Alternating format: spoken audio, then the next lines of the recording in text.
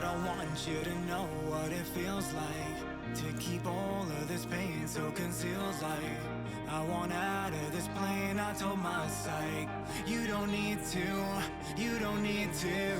I'm losing patience, living in damnation. I'm dark vibrations, singing incantations. It must sound like I'm mad, I'm never found to be glad. I'm working out of the math, the answer's always been sad, yeah. I'm a zero summation, lost in translation. Here's my resignation, from this life I'm not staying. My whole life's a passing fad. You'll remember the times we had, the times we had, yeah. All these pleasures my brain can't have.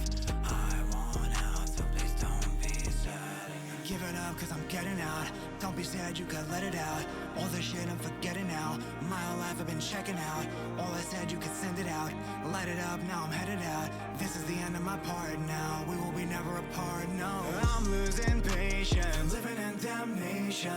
I'm dark vibrations, singing incantations. It must sound like I'm mad, I'm never found to be glad. I'm working out of the math, the answer's always been sad, yeah.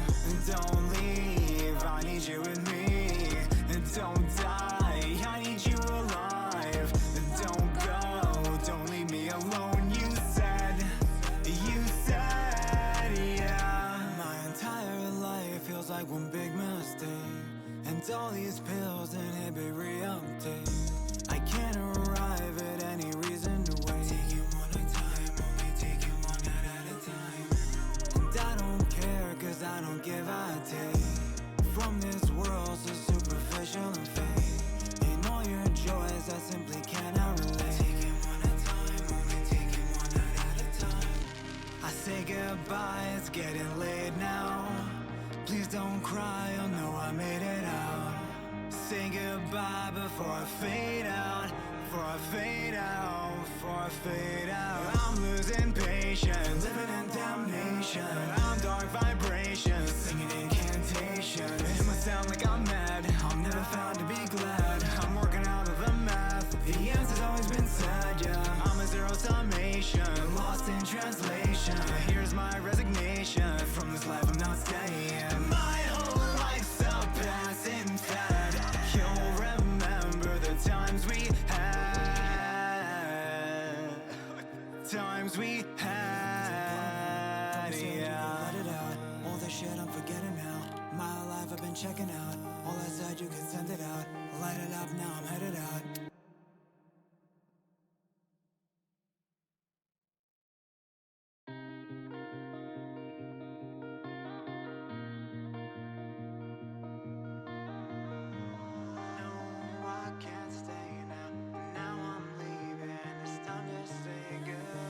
I don't want you to know what it feels like to keep all of this pain so concealed. Like I want out of this plane, I told my psych, you don't need to, you don't need to.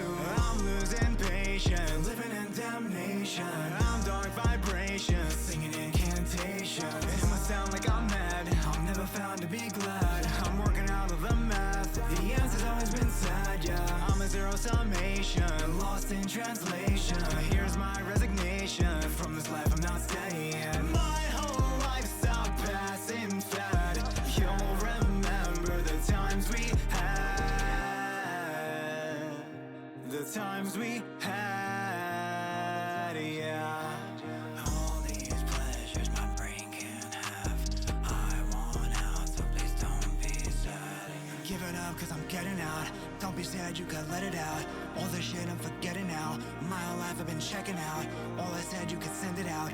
Light it up, now I'm headed out. This is the end of my part now. We will be never apart, no. I'm losing patience, living in damnation.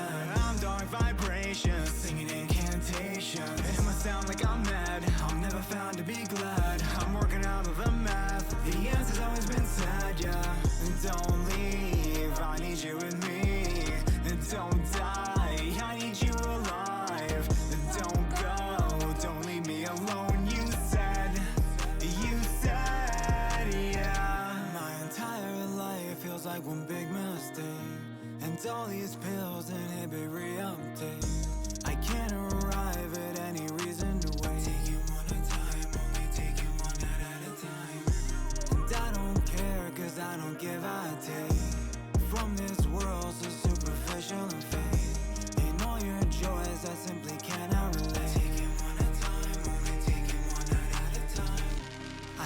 goodbye, it's getting late now. Please don't cry, oh no, I made it out. Say goodbye before I fade out. Before I fade out, before I fade out. I'm losing patience, living in damnation. I'm dark vibrations, singing incantations. It must sound like I'm mad, I'm never found to be glad. I'm working out of the math, the answer's always been sad, yeah. I'm a zero summation, lost in translation.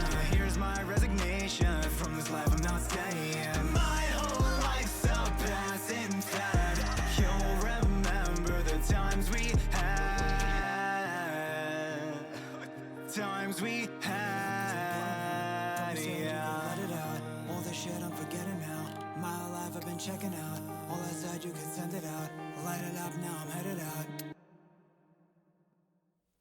Hello, everybody, and welcome to the zoo. I'm the Rusty Panda, and I am here for you. Today we've got Abbers up here. Whoop, whoop, whoop, whoop. Hello. What best can I call you? Abbers, Abby? Abbers is great. Abby works too. Yeah, Okay. whichever. We'll either see. of those. We'll see when we switch through, but I'll probably stick with Okay. Abbers. Abbers is great. Yeah. Okay. For those of you who haven't been here before and are probably in an ad, so I'll probably wait 15 seconds at least for introductions. But for those of you who can see this, thank you so much for being here. I super appreciate it. I'm going to go ahead and give you my spiel in 5, 4, 3, 2, 1. Hi, everybody. Welcome on in. This is Wiki Wednesday, the show where we get a streamer to give us 15 things they like, 5 things they don't. We go down the Wikipedia rabbit hole, learning things about the streamer, learning things about the topics, and learning things about ourselves. So, the musical count-in, you like that? Yeah, thank you. Thank you. So today we have Abbers in here, and Abbers is a really great streamer here on Twitch. It's funny because I was interviewed on Sunday, yeah. yeah, and it feels like forever ago. It's been such a week, but yeah. So I was interviewed on Sunday, and now we've got Abbers here. We're gonna go ahead and interview them, and the first thing that they put on their list, if I can open up the tab, is hard bop. Yay. I thought at first that meant like a bop. Like, that shit's a bop.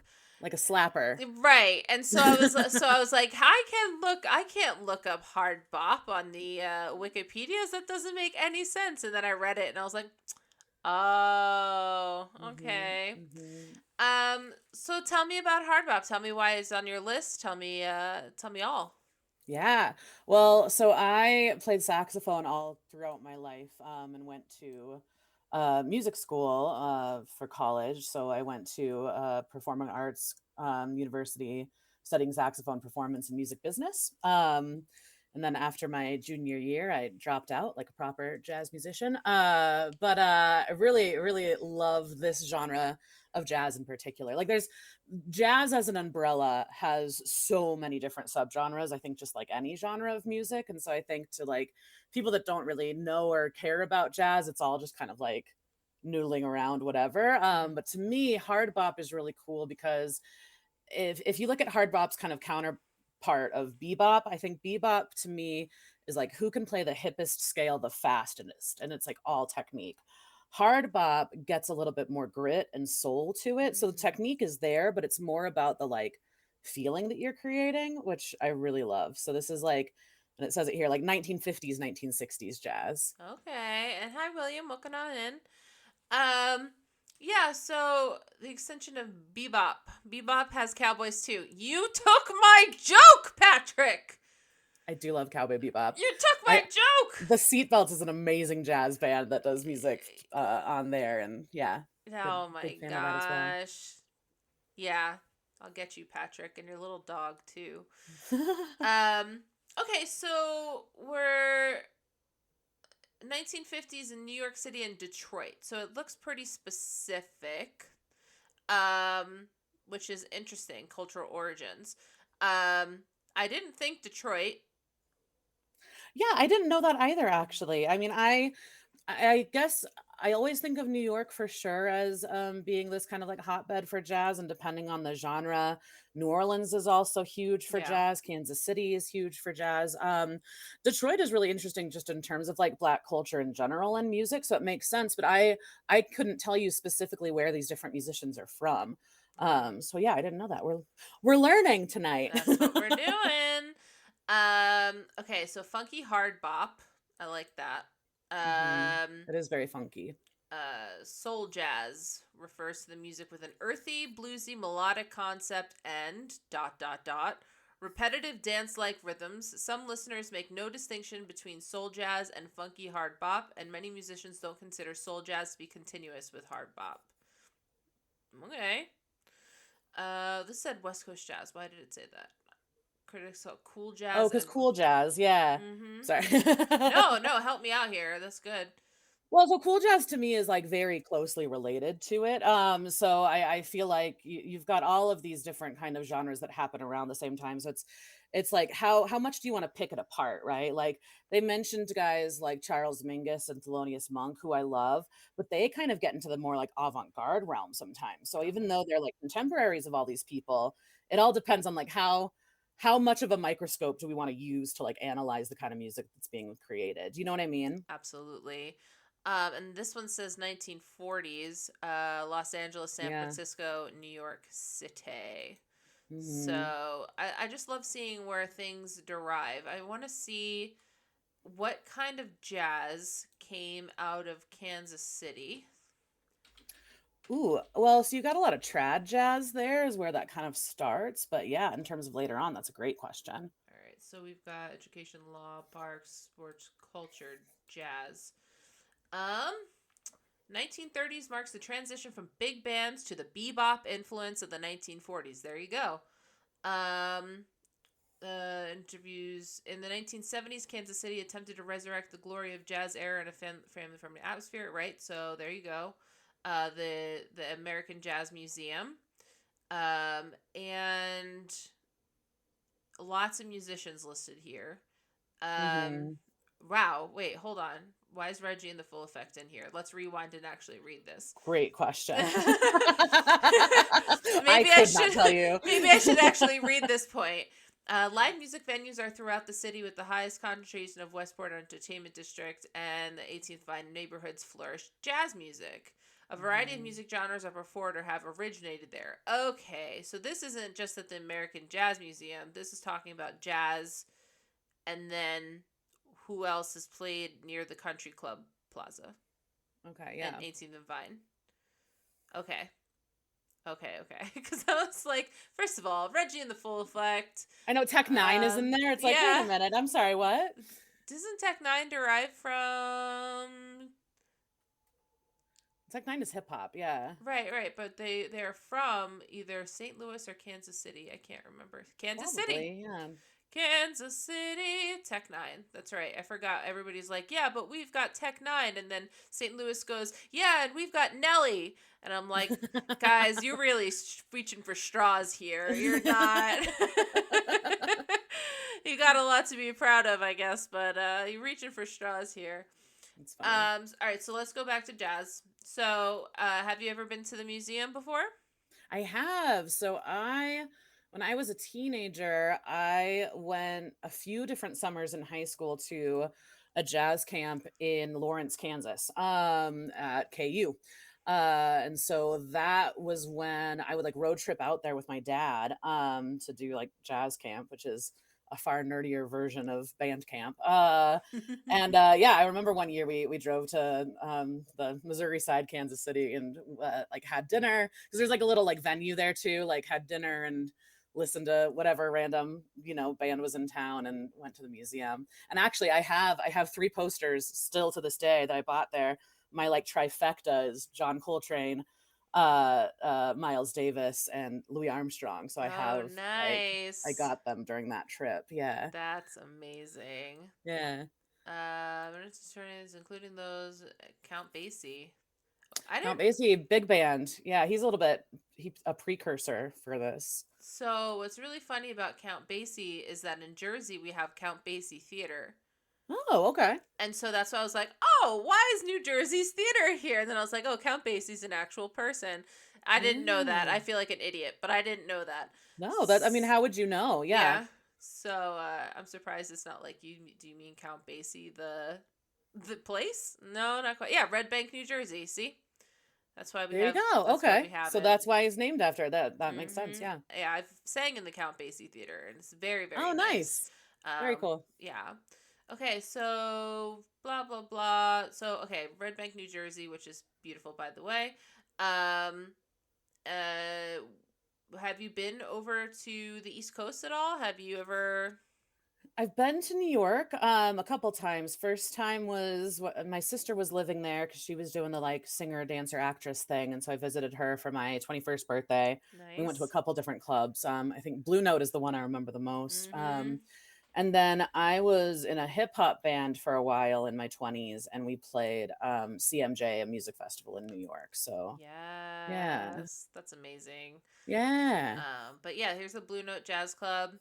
iconic, Very iconic. legendary. Yeah. And it looks so simple, right? Like it doesn't. Mhm. It just looks like this place that's just boop, but it's That to me is the mark of a good jazz club. It should be like a hole in the wall, and you should question the last time it was like cleaned like that. That's a good jazz club to me, you know? okay, so there you go. A little bit of band going on. Oh, Oh that's wow. Victor Wooten, bass player. Okay. He's too Here. hip for his own good. Oh, is he? Yeah, he's one of those that like so like with bass in generally speaking in music, bass has this kind of like job of being like the foundation, right? And he is like a soloist, man. Like he's a monster player. So it's like he's incredible. He's like virtuoso. But if you want a bass player to like hold it down, he'll be over there like noodling. It's like it's not your job. You Right. know what I mean? Which he Right. can do, I'm sure. It's just not like his His thing. forte. Yeah. Yeah. All these people lined up outside. Oh, look at that. Ravi Coltrane. Okay, yeah. New York City. Ooh. Okay. So you said you went to the Blue Note. Any other iconic areas that you said you went to? Oh man. There's this spot. It's not a jazz spot, but I think it's called Kettle of Fish. Okay. And it's a bar where like Bob Dylan and like a bunch of like beat poets and people would hang out, and that's in Greenwich Village. So that's another one that's like kind of an iconic spot. I think it's called Kettle of Fish. It is. It just wasn't Okay. loading for some weird reason. Yeah. Okay. Just many So, years ago. So my brain is like, is that what it was? Yeah. all As right. far as other jazz clubs are concerned, like I know that I went to a couple in Harlem, but I couldn't tell you like the names of them. Right, which is a good problem to have because I mean Yeah. that's probably like they're that good, you know. Yeah, totally. Frequented by folk reviver musicians such as Bob Dylan, the Mhm, Kettle of mhm. Fish Bar. All right, Yeah, Ginsberg, Kerouac, yeah, yeah. So that was, like, one of the first places that I had, like, a legal drink when I turned 21. that's so great. Yeah. Um, we took the train into the city all the time. So the first time that Nice. I was 21, we had like full reign of the city, but we had no money. Yeah, yeah. So we went to this drag bar called Lips, I think it was. It was That's fun. and we just ate there, and on the big screen in the back they had Richard Simmons playing all the Richard Simmons tapes, and that was Amazing. the backdrop to all of us eating and I drinking. love that. I played a gig one time, this was another hip hop gig, but they in the background for all of the musicians just muted were old kung fu movies, and the Yes. ambiance was like, oh, it was so good. Yeah, yeah, especially when you have video media, that's Mhm. really nice. So I mentioned drag queens. Let's talk about drag kings. Yeah, let's. All right. Oh my god, iconic picture. I don't know who that is, but I love them already. Just a The drag top king hat, before. please. Oh yeah, that's a good Incredible. hat right there. Right? The facial hair drawn on to perfection. Wow. Yeah, for sure. So tell me why it's on your list. Well, I love drag in general. And I think that drag queens get talked about so much more than drag kings. And I think that there's still a lot of like misogyny and particularly misogynoir when it comes to queer culture and drag culture. And so I think that I think too, as someone who was assigned female at birth, like I've always loved the idea of like doing like boy drag. And so like I think that drag kings, there's something like misunderstood about it, and even people don't really know that it's a thing. And I just think it's like I just love queerness and like being bold enough to just like be who you are in your skin. And so Yeah. like anyone that like will put on a top hat and draw on a goatee and like put themselves out there for the world, like I love that, and I want to be there for that, you know what I mean? Yeah, yeah, for sure. And so mostly female performing artists who dress in masculine drag and personify male gender stereotypes as part of an individual group or routine. So a typical drag show may incorporate dancing, acting, stand-up comedy, and singing, either live or lip singing to a performed in tracks. So, okay, if you were to be a drag king, what would be your specialty? What would you be? Ooh, what would my specialty be? I don't even know. I mean, so the like kind of prototypical drag performance is lip syncing and getting dollar bills. Like that's kind of like if you go to a drag show, that's what you can kind of expect, right? Mm-hmm. I recently saw Alaska Thunderfuck, who is can I cuss on here? I'm Yeah, for sorry. sure. Okay, Yep. cool. I was like, I've heard you guys, I just want to make sure. But she's a drag queen who was on RuPaul's Drag Race, so super famous from that.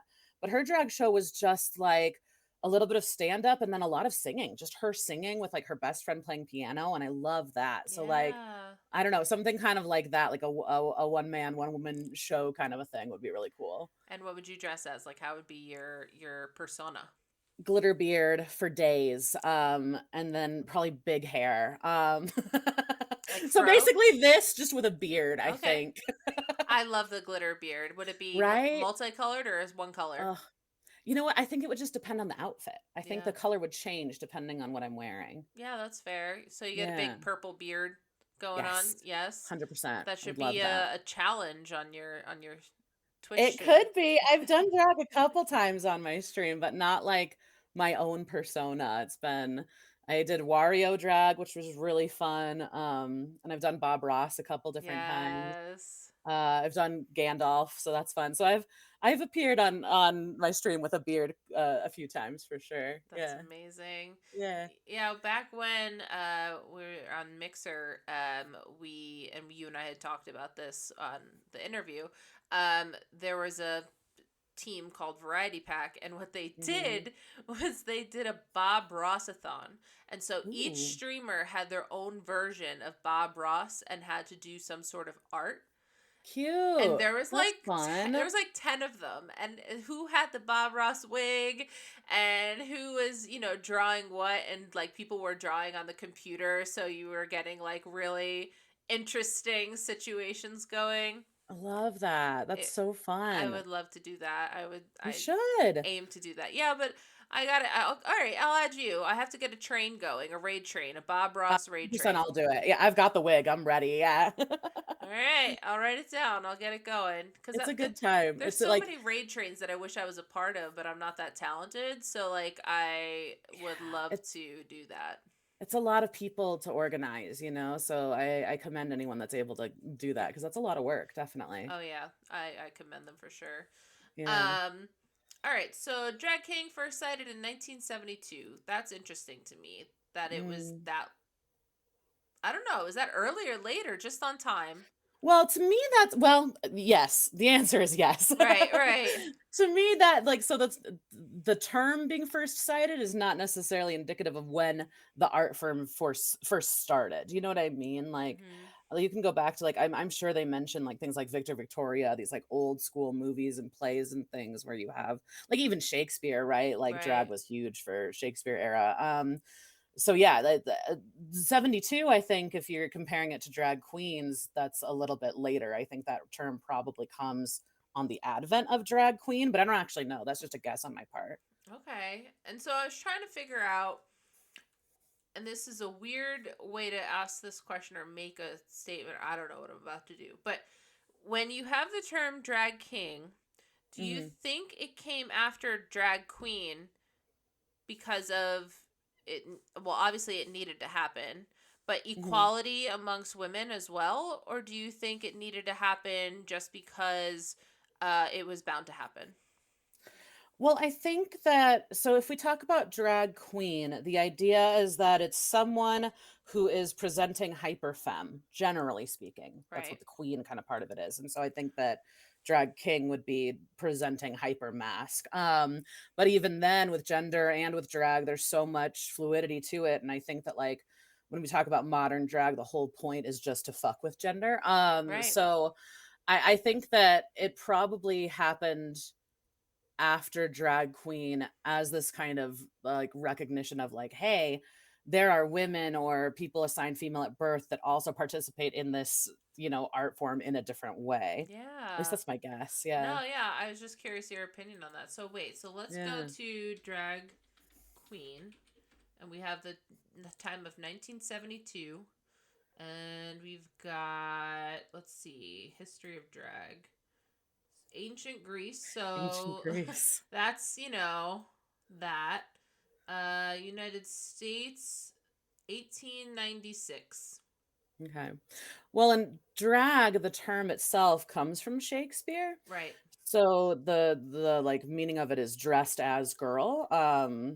So that's like where we kind of get that term. And so it doesn't necessarily mean the same thing in that context, but that's where You the term just is derived from. blew my fucking mind. Is that Really? really what it stands for? Yeah, yeah, that's where it comes from. Yeah, dressed as girl. So like because in Shakespeare time it was like men would perform as women. And Right. so that's in the stage directions it would say drag like dressed as girl. Interesting, right? I'm so dumb. I No, can't you're believe I not. You're didn't not. know This that. it's not stuff that people know though. You're not dumb. No. Oh my god. I feel like it's so obvious now. I feel Yeah, like it does I be should have weird. known It's it like, was makes an sense. Yeah. acronym. Oh, this one has a look. Oh my god, that is a look. The Mhm. eye contact, Yeah. Yeah, yeah, the yeah. gloves too. Yeah, it's a vibe. Yeah, for sure. I like the feathers in the hat. Mhm, Right mhm. here.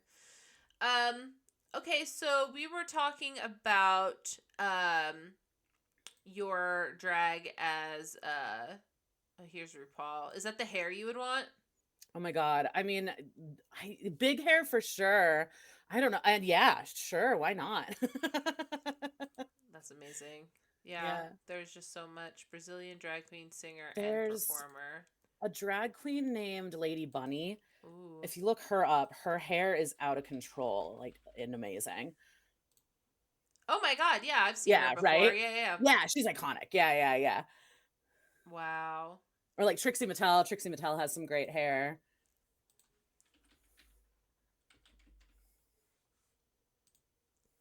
Oh my god. Mhm, mhm. That's some interesting makeup. It is.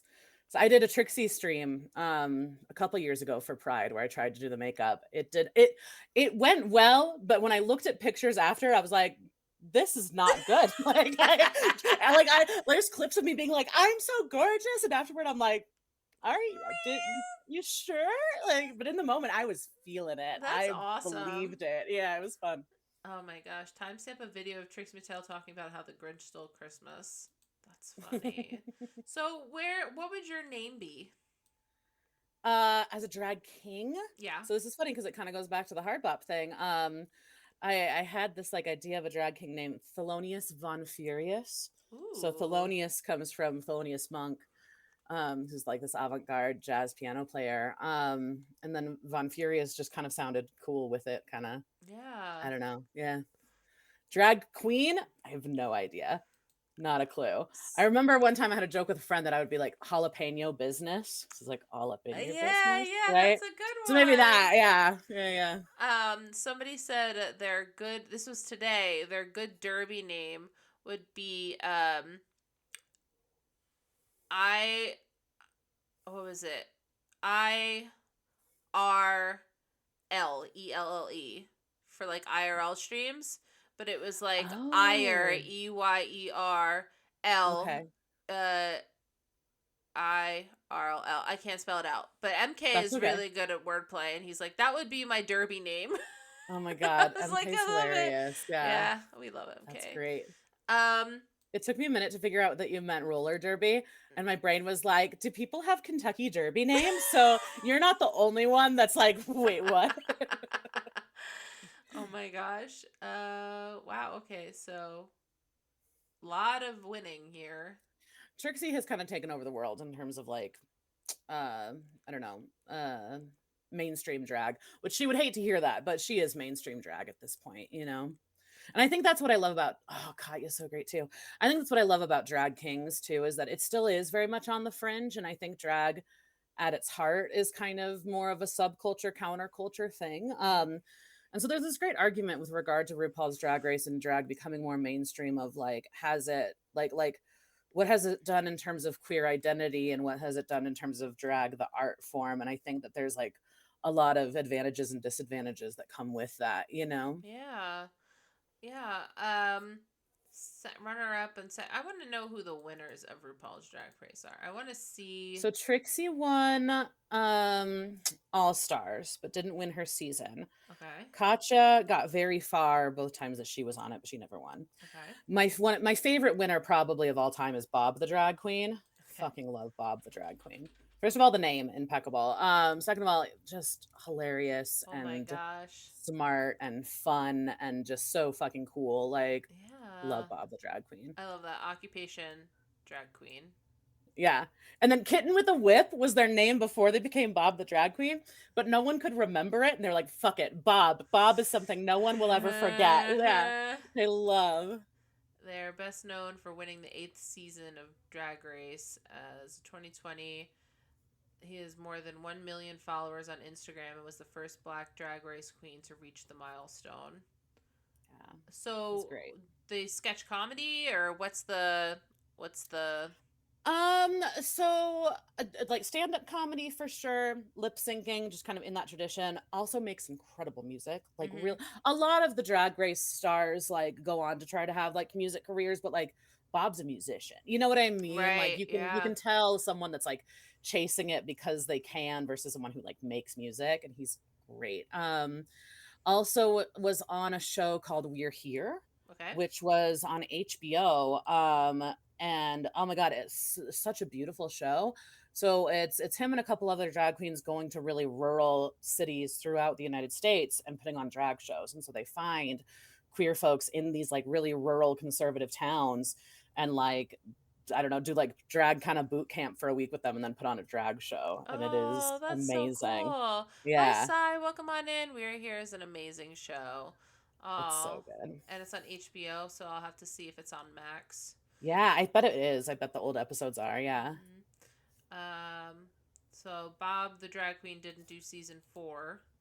Yeah, I think season 4 they started with all a new cast. So it's just like Queer Eye for the Straight Guy kind of thing.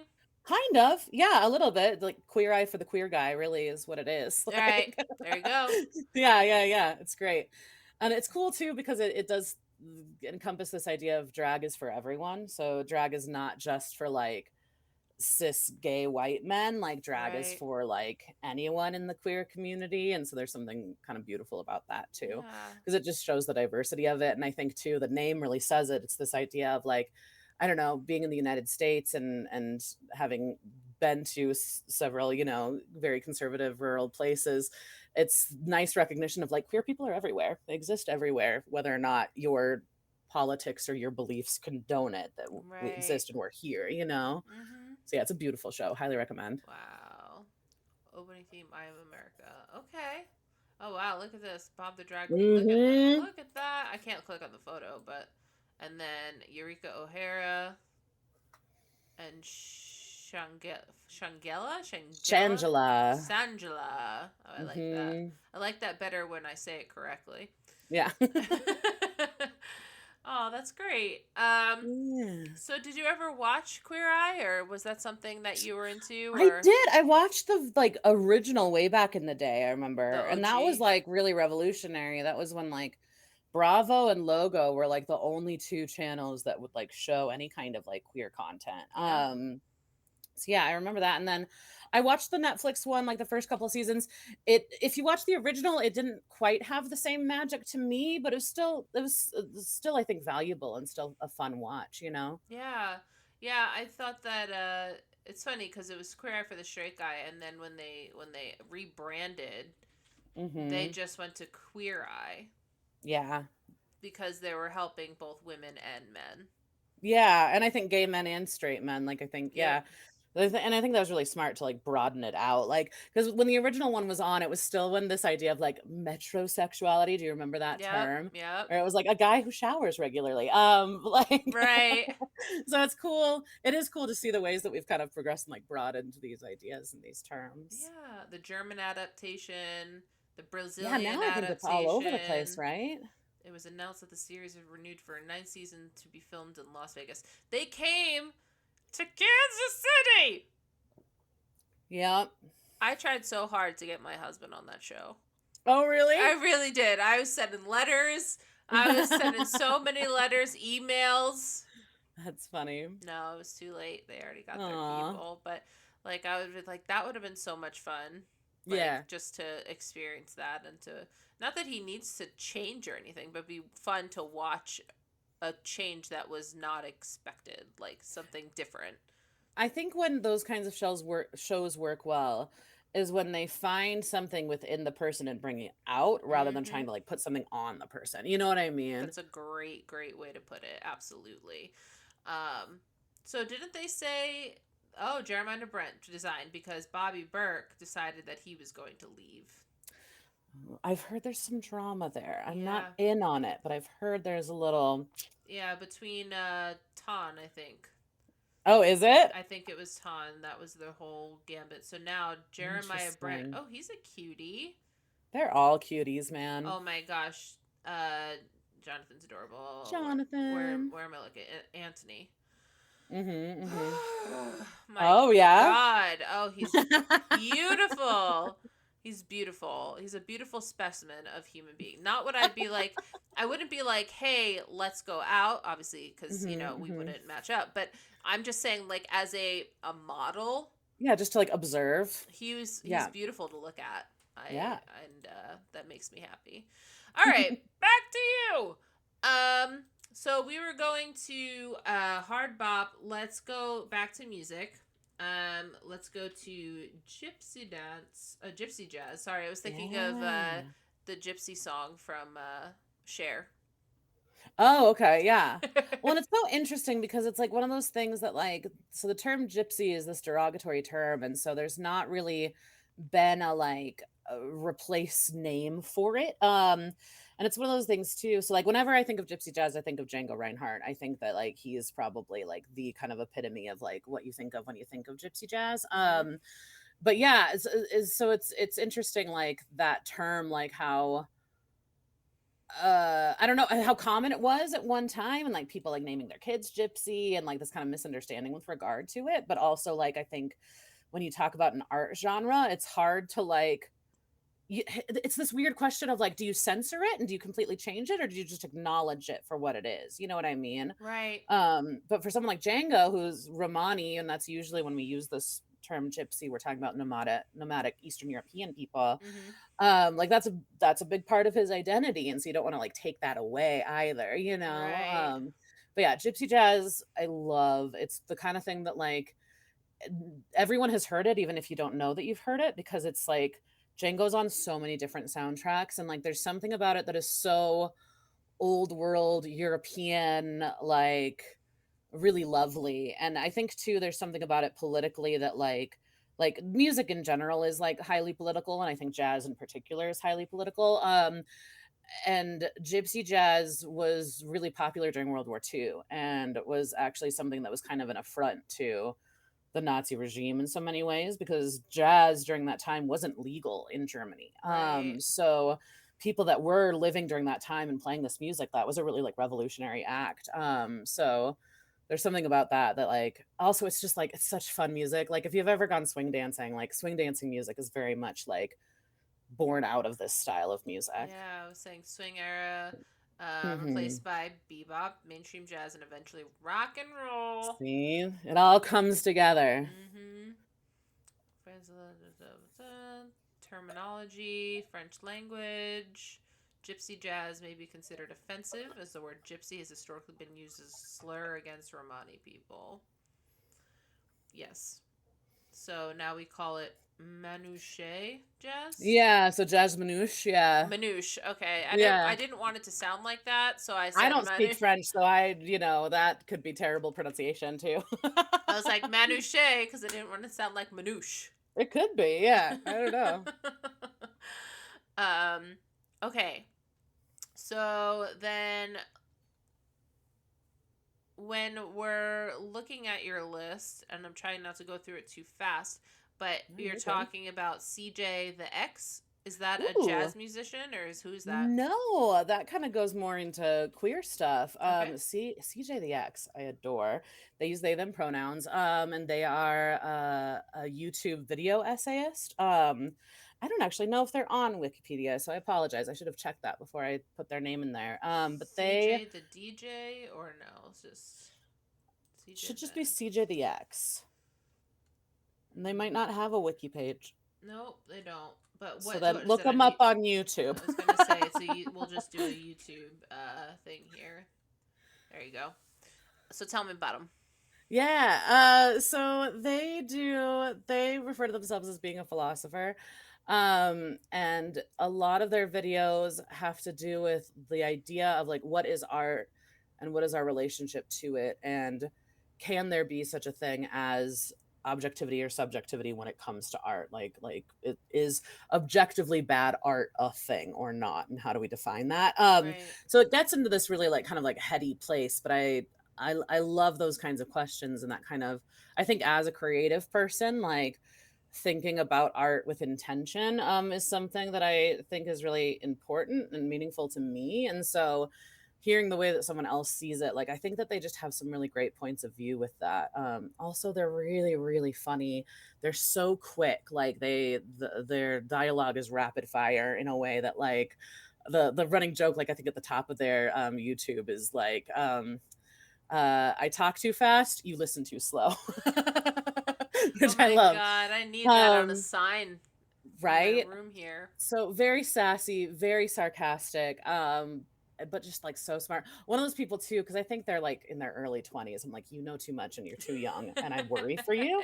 But like I adore them. I think they're fantastic. Oh my gosh. Wow.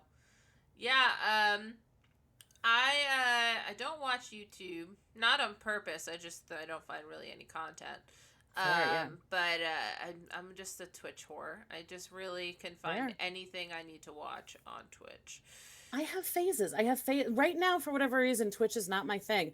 But there are phases where it's like that's all I'm watching. So Mm-hmm. I just kind of go between different things. Yeah. Yeah, and so as far as YouTube is concerned, the only two things is Let's Game It Out, which is a guy who Okay. breaks games. He literally breaks video games on purpose. Okay. And then there's Galvos has been watching something.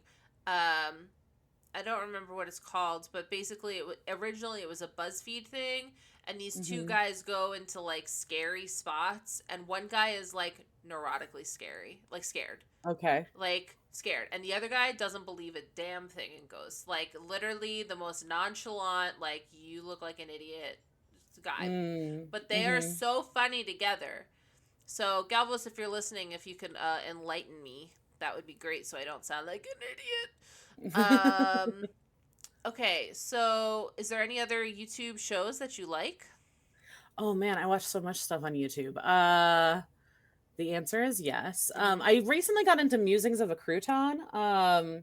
She's really funny. And I've only recently gotten into her, so I don't know necessarily how to describe her content so much as like absurdist humor with a very like kind of political dark edge. And she started out on TikTok and then has kind of like moved over to YouTube.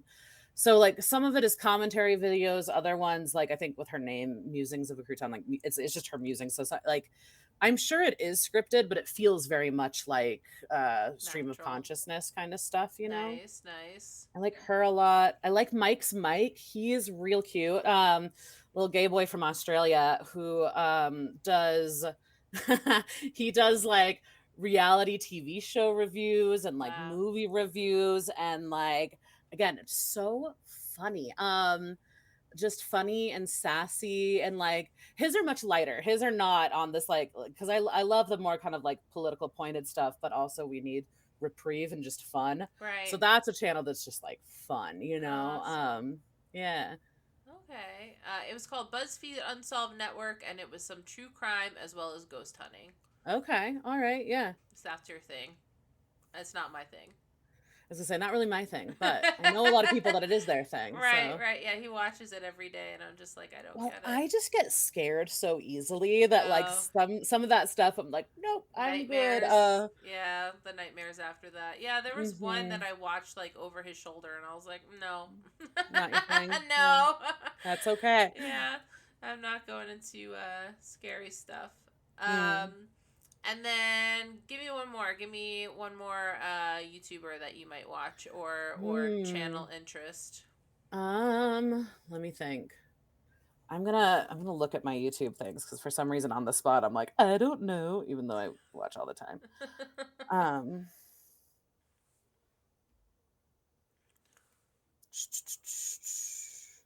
Well, you know what? Actually, Trixie and Katya, Trixie has a great YouTube channel in general where like weekly she'll do like makeup tutorials or like interview other drag queens and stuff.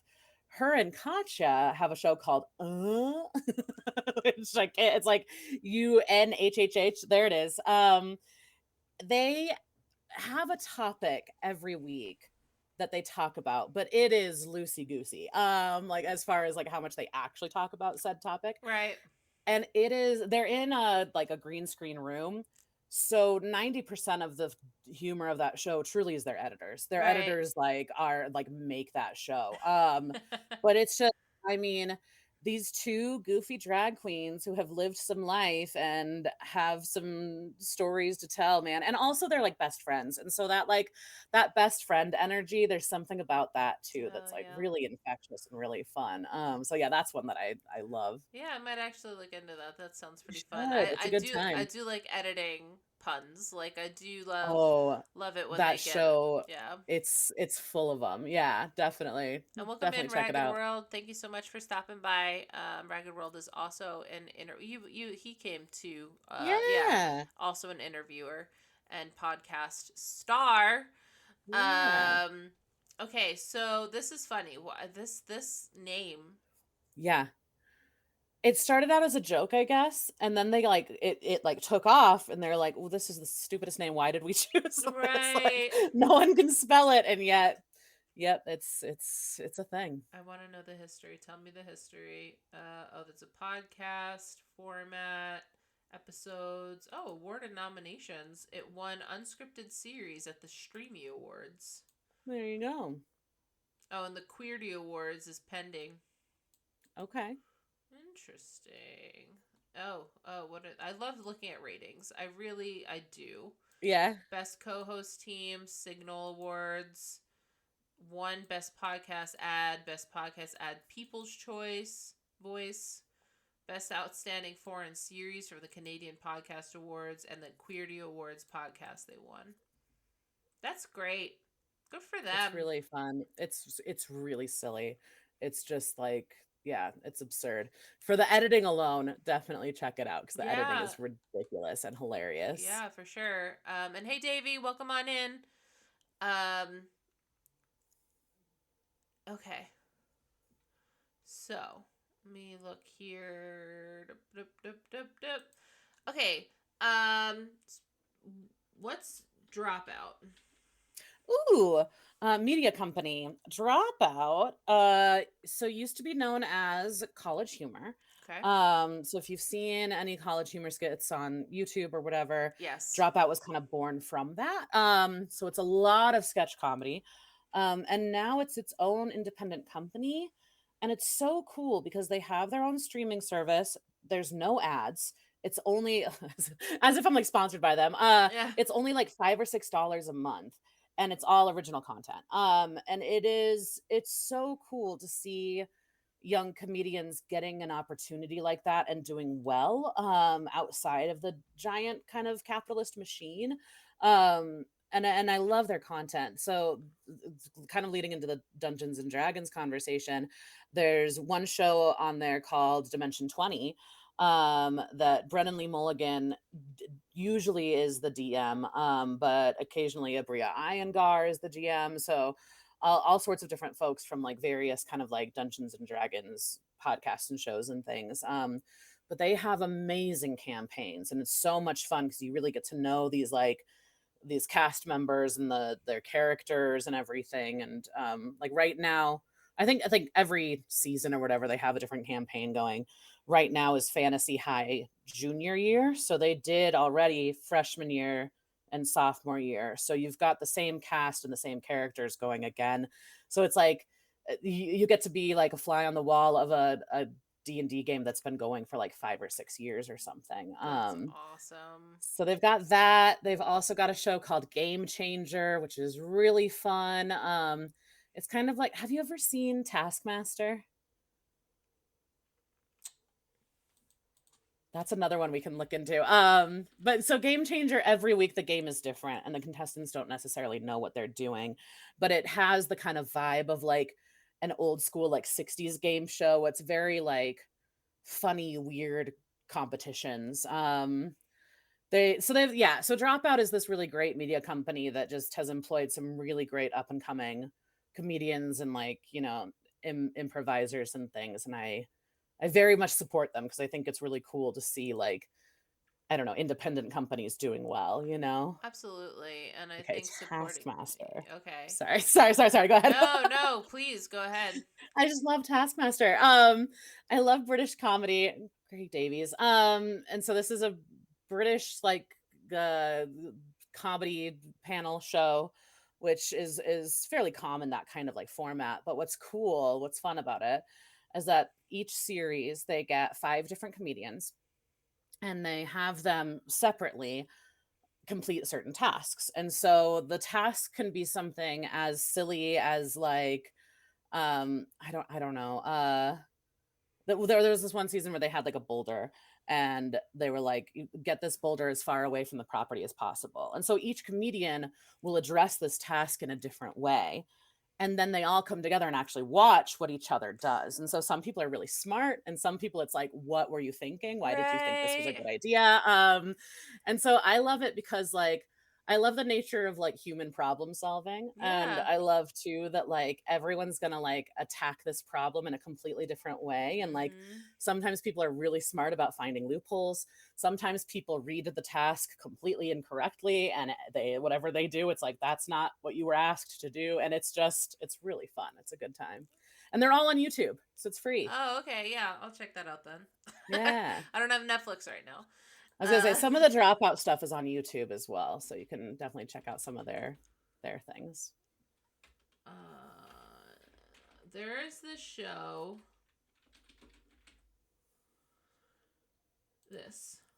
No, that's not it. That's the 100. There is a show that has to do with people problem solving.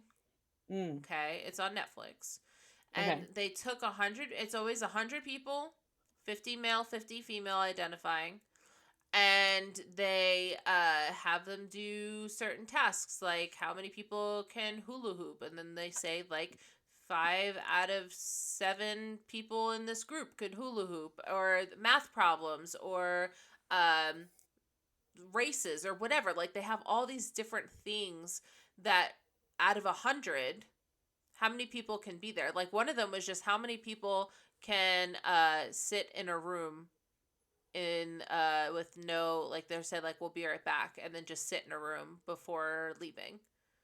And so are the contestants saying like, "Oh, I think I can do this," or do they already know that They know like that they have they been in? signed up, that they are in for anything. They all sleep on the same campus. They all, and it is Oh, this experimental. All right, now I gotta look it up. Hold on. Experimental show, Netflix, 100. 100 humans.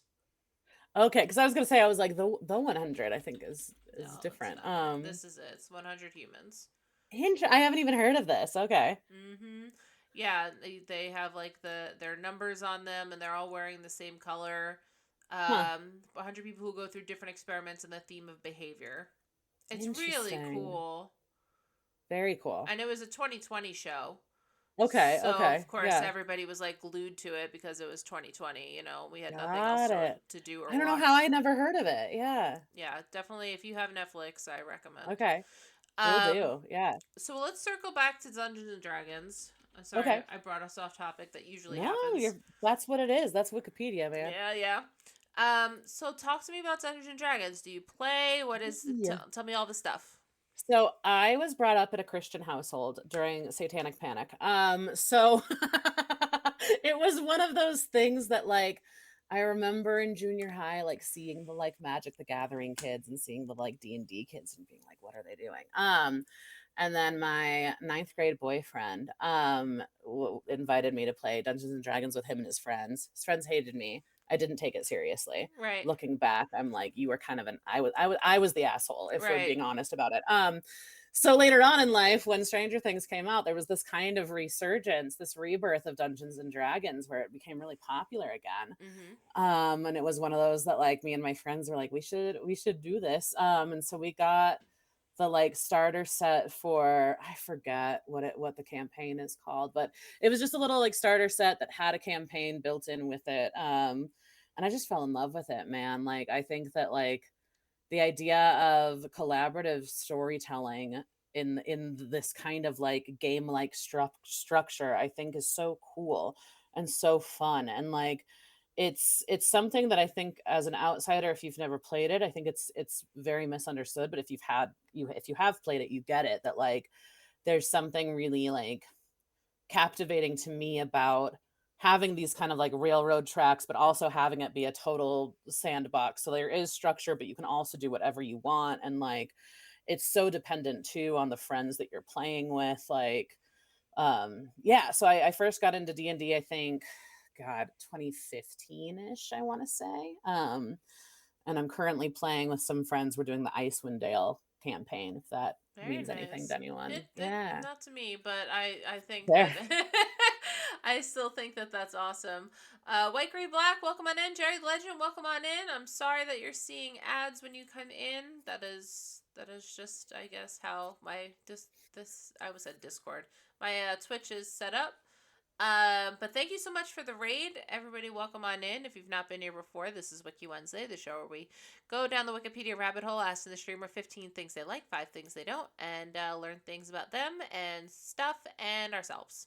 That's the spiel. Um, so, okay, so I play Dungeons and Dragons 2.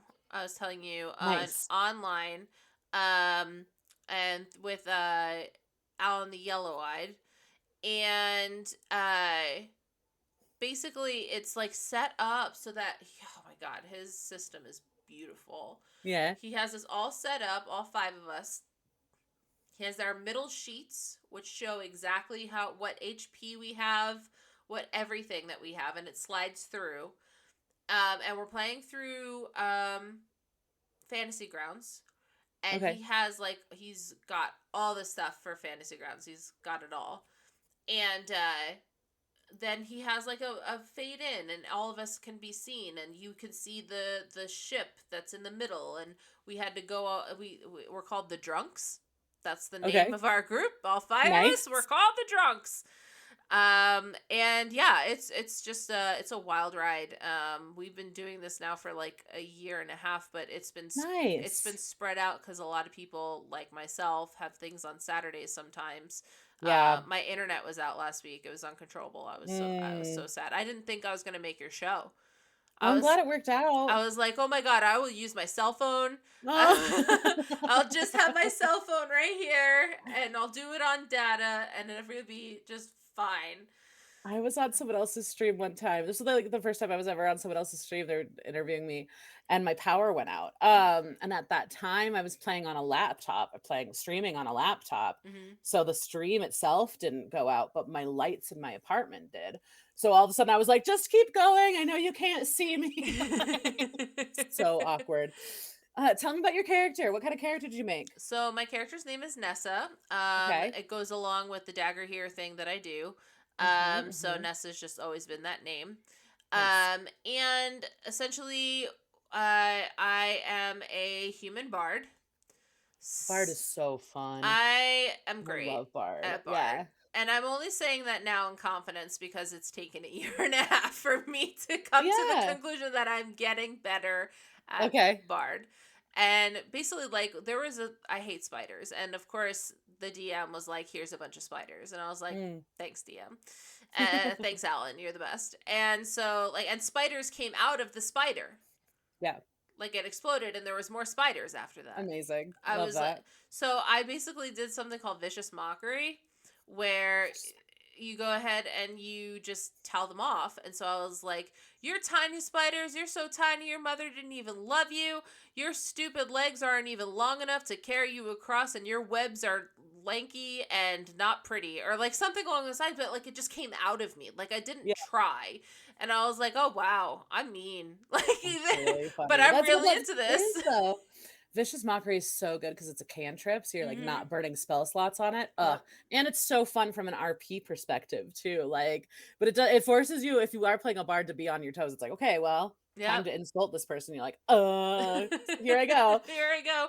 I make songs all the time that I'll just like Yes. I'll have my notepad on the side, and Love it. I'll just make the note the song just like a four things with two rhymes.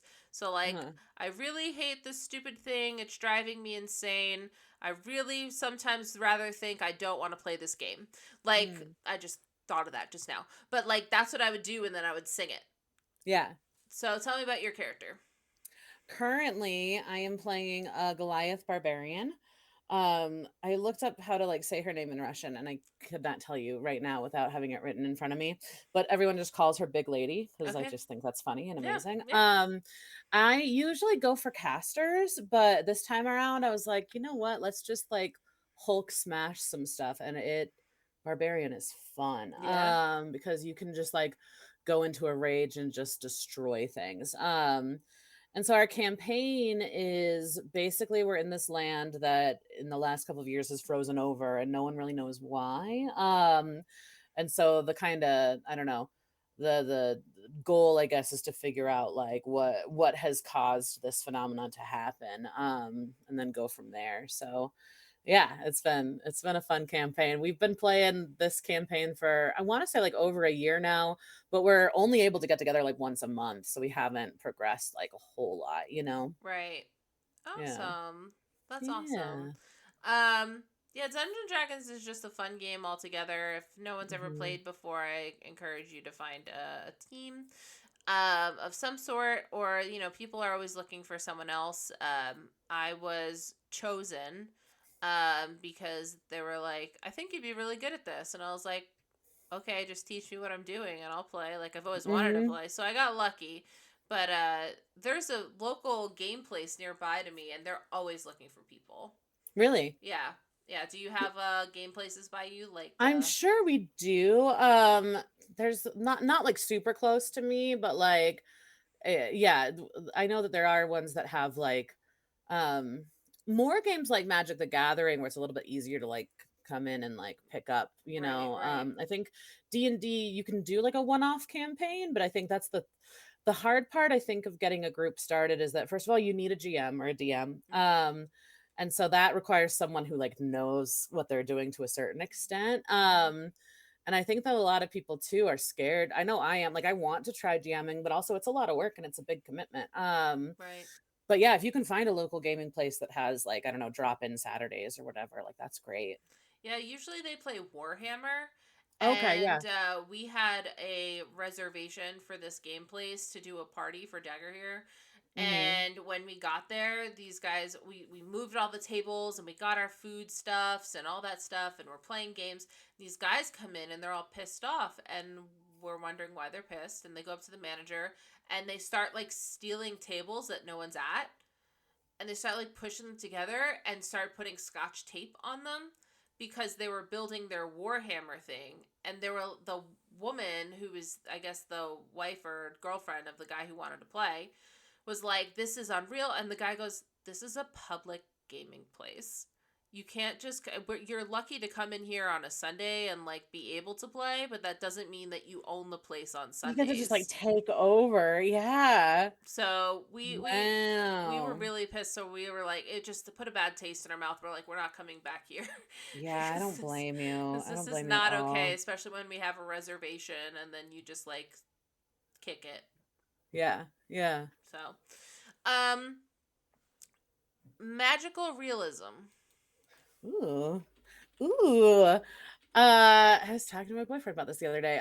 So magical realism, I know about it from I studied Spanish in college. So after I dropped out of music school, I went back to school eventually and got a degree in anthropology and in Spanish. And so during my Spanish major, had to take quite a few Spanish lit classes. And so you've got authors like Isabel Allende and Gabriel Garcia Marquez and some others that kind of set up these worlds where basically the world in and of itself has these magical kind of phenomenological things happening that is just agreed upon as being normal. It's not questioned. It's not this like fantastical thing. It just is. Right.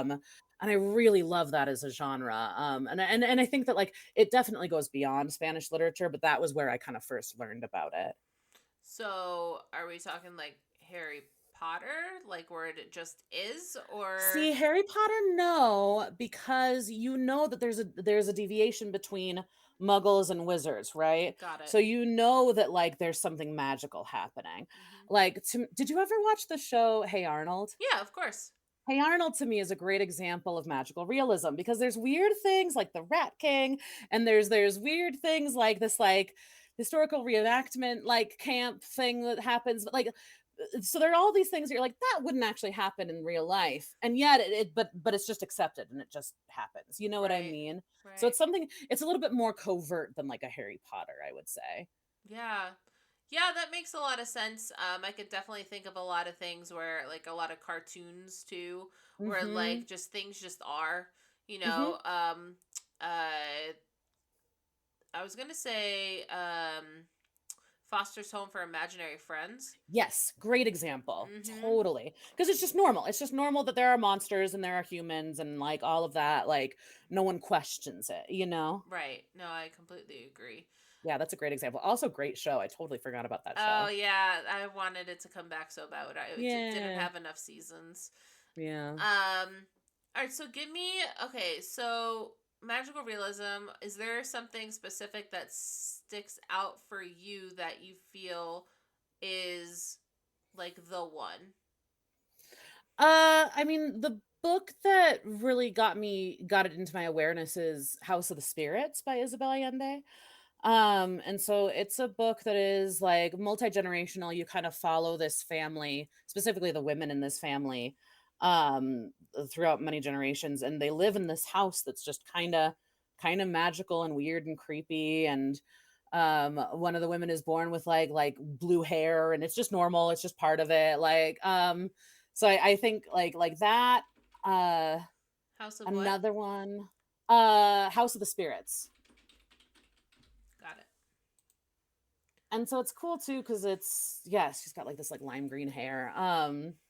So it's a beautiful story and it's really interesting in terms of like it being taking place during like a very specific time in like South American history and like having those kind of like historical events happening as part of the story, but also it's like it's kind of historical fiction, but not like Right. yeah. Okay. Yeah, Yeah. they said that it's translated in over 20 languages, which is I crazy. think I read it in English. I think I cheated and read it in English instead of in Spanish, I'll be Oh, honest. I cheat and read things in English all the time. Right, So yeah. yeah. You were about to say another one? Another one that I really love is, Like Water for Chocolate. Do you know that one? Album, film, I was novel. gonna say film or novel, both are really good. It's so the main character loves to cook and anything that she cooks, whatever kind of emotional state that she's in when she's cooking, that like gets into the food. And so the people that eat it then like respond to that emotion, right? And so like there's a scene where she's just like sobbing and like chopping vegetables and making whatever soup and like anyone that takes a bite of it just starts sobbing and, like, feeling their feelings. It's like yeah, it's really great. And it takes place during the Mexican Revolution, so, again, it's like it's kind of cool that these are I don't know if this is true of the genre as a whole, but in these 2 examples, like, you've got kind of, like, bigger kind of political, historical things happening, but you're Nice. zoomed in on this particular family or this particular character and what they're Right. experiencing. And that's just normal. Like it's just Yeah. No one question it just is. Yeah.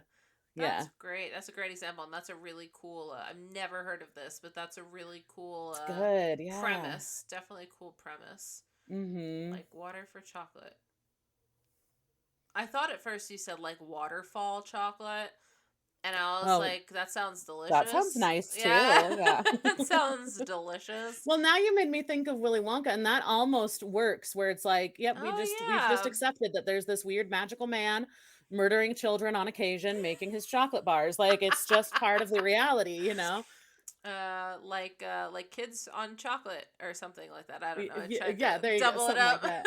Yeah, yeah. um, so we're talking about like films that are um worthy of magic and stuff. But what about horror? Horror. Okay, so I mentioned this is we're getting into my dislikes. I respect horror movies as a genre and horror books as a genre. I respect it. I suspend disbelief too well. And so I just get scared really easily. There are certain horror movies that I really like and I can get into, but overall as a genre it is one I tend to like stay away from. I don't know. I also think sometimes that like for me with media, like the world is scary enough as it is that like I kind of need my media to be an escape from that Yeah. sometimes. As I say that, I know that I watch like weird documentaries and stuff that like definitely counter what I just said. But like, yeah, I don't know. In particular for me, like um like stalker, slasher, gory, like I don't like it. I can't Yeah. get into it. I don't know why. And like little kid goth emo me wishes that I did, but I can't get into horror movies. I Oh don't my know. god, little emo me agrees. You know? Yeah, I'm not a horror person at all. It's funny, I'm so vanilla sometimes. Like I'll try any food. I really Yeah. will, unless it's spicy. Fair. I will not eat anything spicy because I don't When you get say it. spicy, like what level of spicy are we Like black talking? pepper spicy. Really? My tongue is so attuned to not have anything spicy. Now, I'll eat the black Wow. pepper stuff because that's tolerable. I Uh-huh. like wasabi on my Okay, sushi. that's spicy. Right, but it goes away like that, Okay. Okay. right? Horseradish, same thing, goes away rather quickly. But anything else, So like anything Indian with food, no, curry, like you can't get into? Oh no. man. When we Oh. go to Indian food, when we do Indian, I usually get shawarma. Right? Is that Okay. Indian? Yeah. Yeah, that's what I usually get. Shawarma actually is more Mediterranean, I think, Mediterranean. usually. Okay, Yeah. so then Indian food, I don't know. Galvus would have to tell you because I'm pretty sure we only went like once or twice because he's You like, can get stuff that's not spicy. There definitely is like options that way. yeah, because we went to Mm. Thai one time. We did Thai food and I got duck because I was like, I'm not, I'm Okay. just not doing this. Fair. But yeah, so spicy and horror films really are just like the literal worst for me. I'm so Well, vanilla. but it's interesting that you say that because these are things that are very much like very thrill seeking, high sensation seeking activities, I Yeah, think, you know? And so I definitely have some of that, but like it has to be something I really genuinely enjoy. Otherwise, I'm like, no, I'm good. Like, yeah. too much sensory stimuli, you know? Yeah, and I sometimes I don't understand. Or again, I respect them, but sometimes I don't understand why people want to be scared. Why people want their Hmm. mouth to be on fire so they can't enjoy the food that Hmm. they're eating. If they're eating ghost pepper chili wings with added barbecue sauce or whatever, spicy barbecue sauce, I don't get it. I think it's the sensation thing. I really do. Like I think with horror movies, I can equate it to a roller coaster. Like there's something about that fear that like is enjoyable, and maybe the like surviving it is kind of enjoyable and fun, and that adrenaline rush, right? Like Hmm. I think that that's a big part of it. I know with spicy food, a lot of former addicts get into spicy food, and I think it's a Mm, similar thing where it gives you this kind of like I keep hi. saying sensation. Yeah, like a little bit. Yeah, definitely. Like, have you ever watched Hot Ones? Is that the Wings? Yeah. Yeah. It's funny, like, you watch these different, like, celebrities being interviewed as they're, like, eating increasingly spicy stuff, but they talk about how it gives you this kind of weird euphoria when you're eating something super spicy, so I think that, like, there might be something to it with horror movies too, where it, like, it brings you to this kind of weird altered state almost. Yeah, I can't do it either, but yeah, like Aber said, it's a sensation and adrenaline. Yeah, yeah. Um, okay, so is there any type of genre that comes close? Like thrillers or like what are some of them called? Like mindfuck movies like As far as what I don't like or what no, it's I what you do. Like something that okay. borders this that is I you like. Well, I was gonna say, so I can get into like I think the two genres that to me I can get into are either super campy. So like Zombieland is a great example where it's Right. like that is it's not actually a horror movie. It's scary, it's got some like jump scares and stuff, but it's like it's very much a parody of the genre in so many ways, right? Right. So something that's kind of in that campier parody kind of place I can get into. Or if it's more of a kind of like psychological mindfuck social commentary kind of a thing, I can usually get into that. Okay. But like yeah, like slasher, I keep seeing the phrase body horror. No, no, no, no, Yeah. no, no, no, No, nope, I nope, won't click nope, on it. Don't worry. nope. You know, you're fine. I just it's just one of those where it's like I just know myself well enough to be like, I'm good on No. that. That's not for me. I'm, Yeah. I'm trying to think of that movie that you might know this, where the movie plays basically backwards. Oh, I don't know. So you have the guy, he tattoos things on himself because he doesn't remember what it is that he needs to remember. Thank you, Memento. I have not seen Oh Memento. my god, it You think is I would like it? you would love it. It's a Christopher Yeah. Nolan film Okay. and basically he tattoos stuff on himself or makes notes because he can't remember. He has like a really Okay. quick short-term memory loss. Okay. And so he does photographs and writes photographs and information on the back of like don't trust this person or whatever. Ooh. And then it's like basically the whole point of this is he's trying to find out who killed his wife. Okay, interesting. It's I'm great. intrigued. Yeah, I'll It's a watch it. great movie. And I don't really watch a lot of movies and this one sticks with me as far as like psychological thriller film. Like that I can get into for sure. Yeah, Yeah. this is the top tier for me. This is like Okay. psychological thriller. Mwah. Nice. Yeah. Okay. Yeah, yeah. Okay.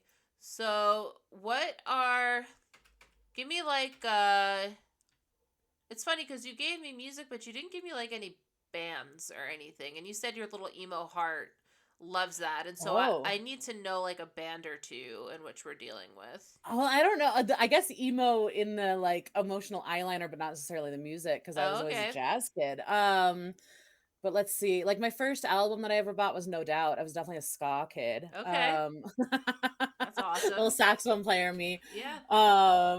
Yeah, No Doubt Tragic Kingdom was my first Tragic album, I think. I want to say. Kingdom. Yeah. So this is like 90s Gwen Stefani. Yeah, Um 1995. that album cover, it's so iconic. It's so ridiculous. I love it. Mm-hmm. But this is where you get like Just a Girl and like Don't Speak. Like these are like The to me that's classics. like peak No Doubt. Yeah. Right. Okay. And so that's funny that you talk about ska. Did you know what is the other ska ones? Like Dispatch is kind of Mm, ska, not I was gonna really. say Mustard Plug is one. Five Iron Frenzy That one I was know. one. Yep. Now my brain is Let's breaking. see. Stranger Cole, Prince Buster. This is all people who discover it. Give me names of people. The Yeah. Americas. Um Mighty Mighty Boss Tones for there we go. sure. Fishbone was the one I was thinking. Okay, yeah. And then Skankin' Pickle.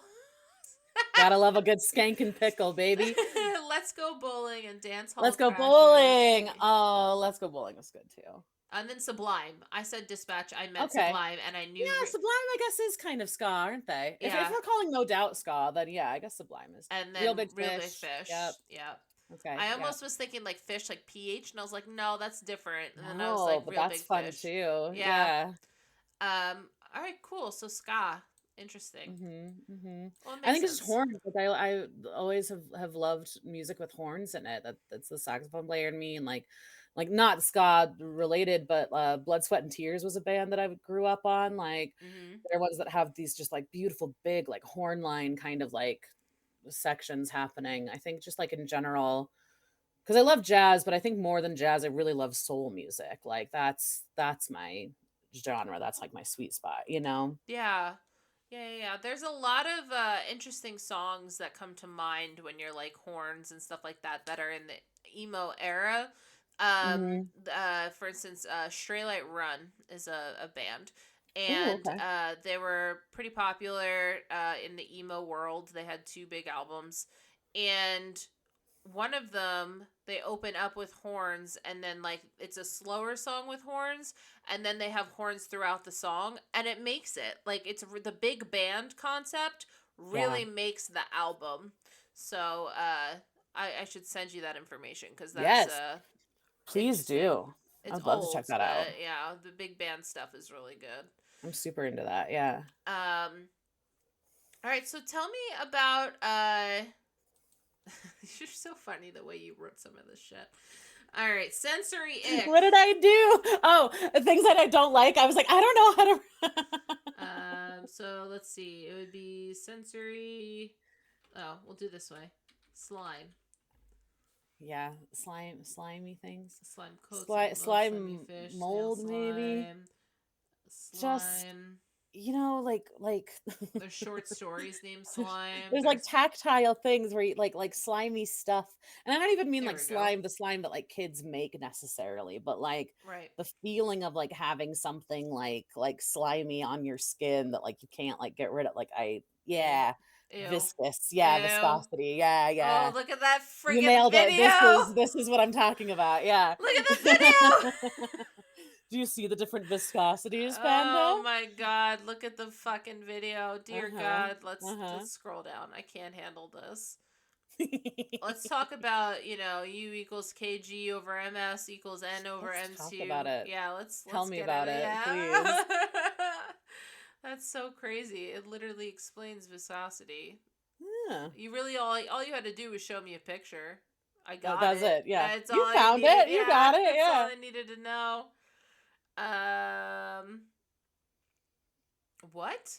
Okay. The University of Queensland pitch drop experiment. Pitch has been dropping slowly through a funnel since 1927 at a rate of one drop roughly every decade.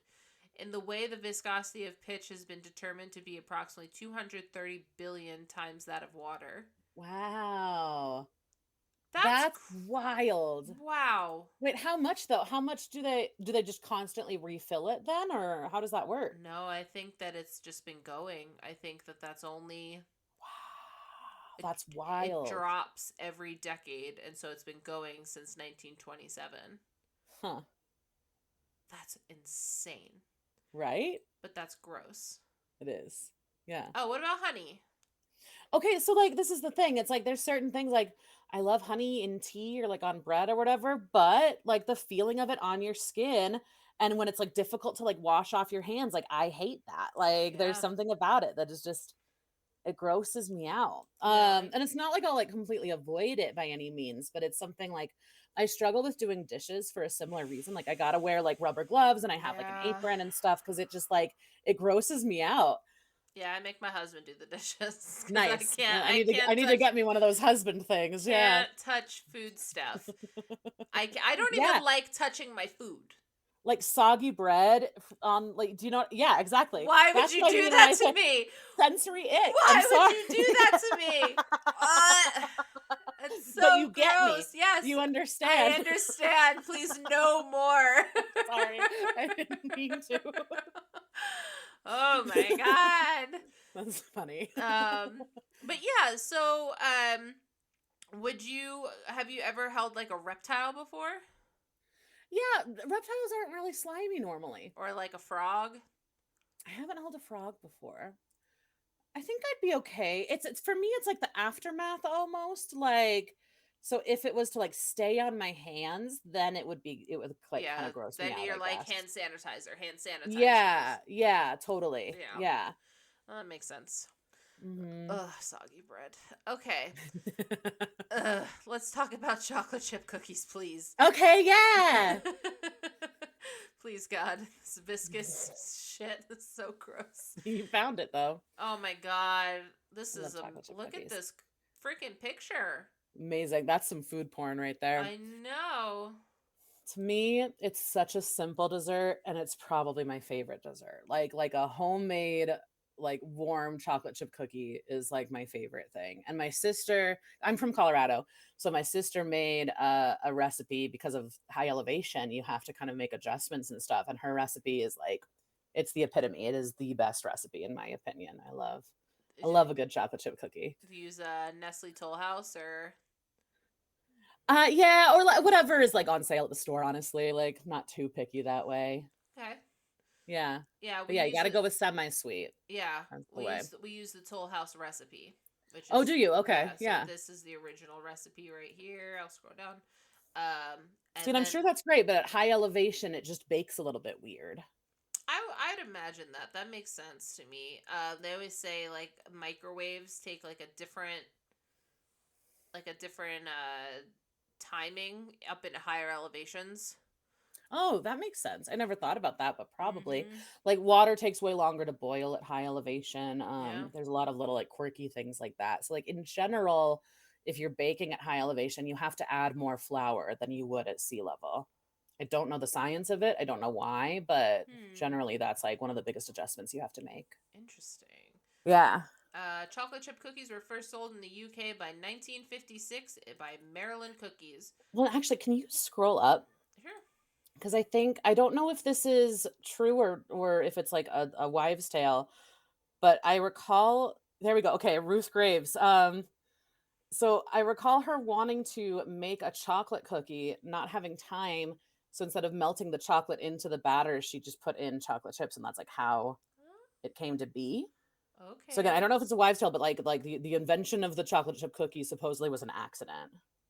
That makes. I mean, even the Reese's was an accident. Yeah, You know yeah. that sort of shit, and you're just like, man, those are the happiest The accidents. best accident. Yeah, where we have benefited so much from this Right, mistake. Thank right. you. Or Yeah. have we? I don't know. It's more still sentence, blah, blah, blah, blah, blah. United States in 1938 chopped up Nestle semi-sweet chocolate bar and added chopped chocolate to a cookie recipe. Historical recipes for grated or chopped chocolate chip cookies exist prior to 1938 by various Hmm. other authors. Maybe she Who cheated. knows? Who cares? She should get the credit because it's delicious. I mean, I think that often happens. It's like the first person to document it gets the credit, even if it existed for like thousands of years prior, you know? Yeah. So do you make cookies yourself? I do. I'll use my sister's recipe. On occasion, I'll try to do other stuff, but whenever I go off book with baking, I fuck it up. Like, I have to have a recipe. Yeah, recipes. Yeah. Yeah. Because it's chemistry at the end of the day. And so like cooking you can kind of like mess around with and make adjustments on the fly, but like baking you really can't. Like unless you really know what you're doing. It looks so good. Oh my god, food porn. The composition of that photo is amazing. It's like this like super focus and then like the I don't know, background blur of the milk. Incredible. I've made one of these before, but in a shape Hmm. of a penis because Nice. it was the all the dough that we had left. Hmm. And so like we had made cookies after cookies after cookies and then I was like this is the only batter we have left and I was just like cookie top. I was like Naturally. penis. The natural thing to do is to make a Right. dick out of it. Yeah, I understand. A dick or a smiley face. It really depends the type of person Nah, that you dick are. probably is the way to go. um so I Rube Goldberg devices. I love Rube Goldberg devices. I agree. I think they're awesome.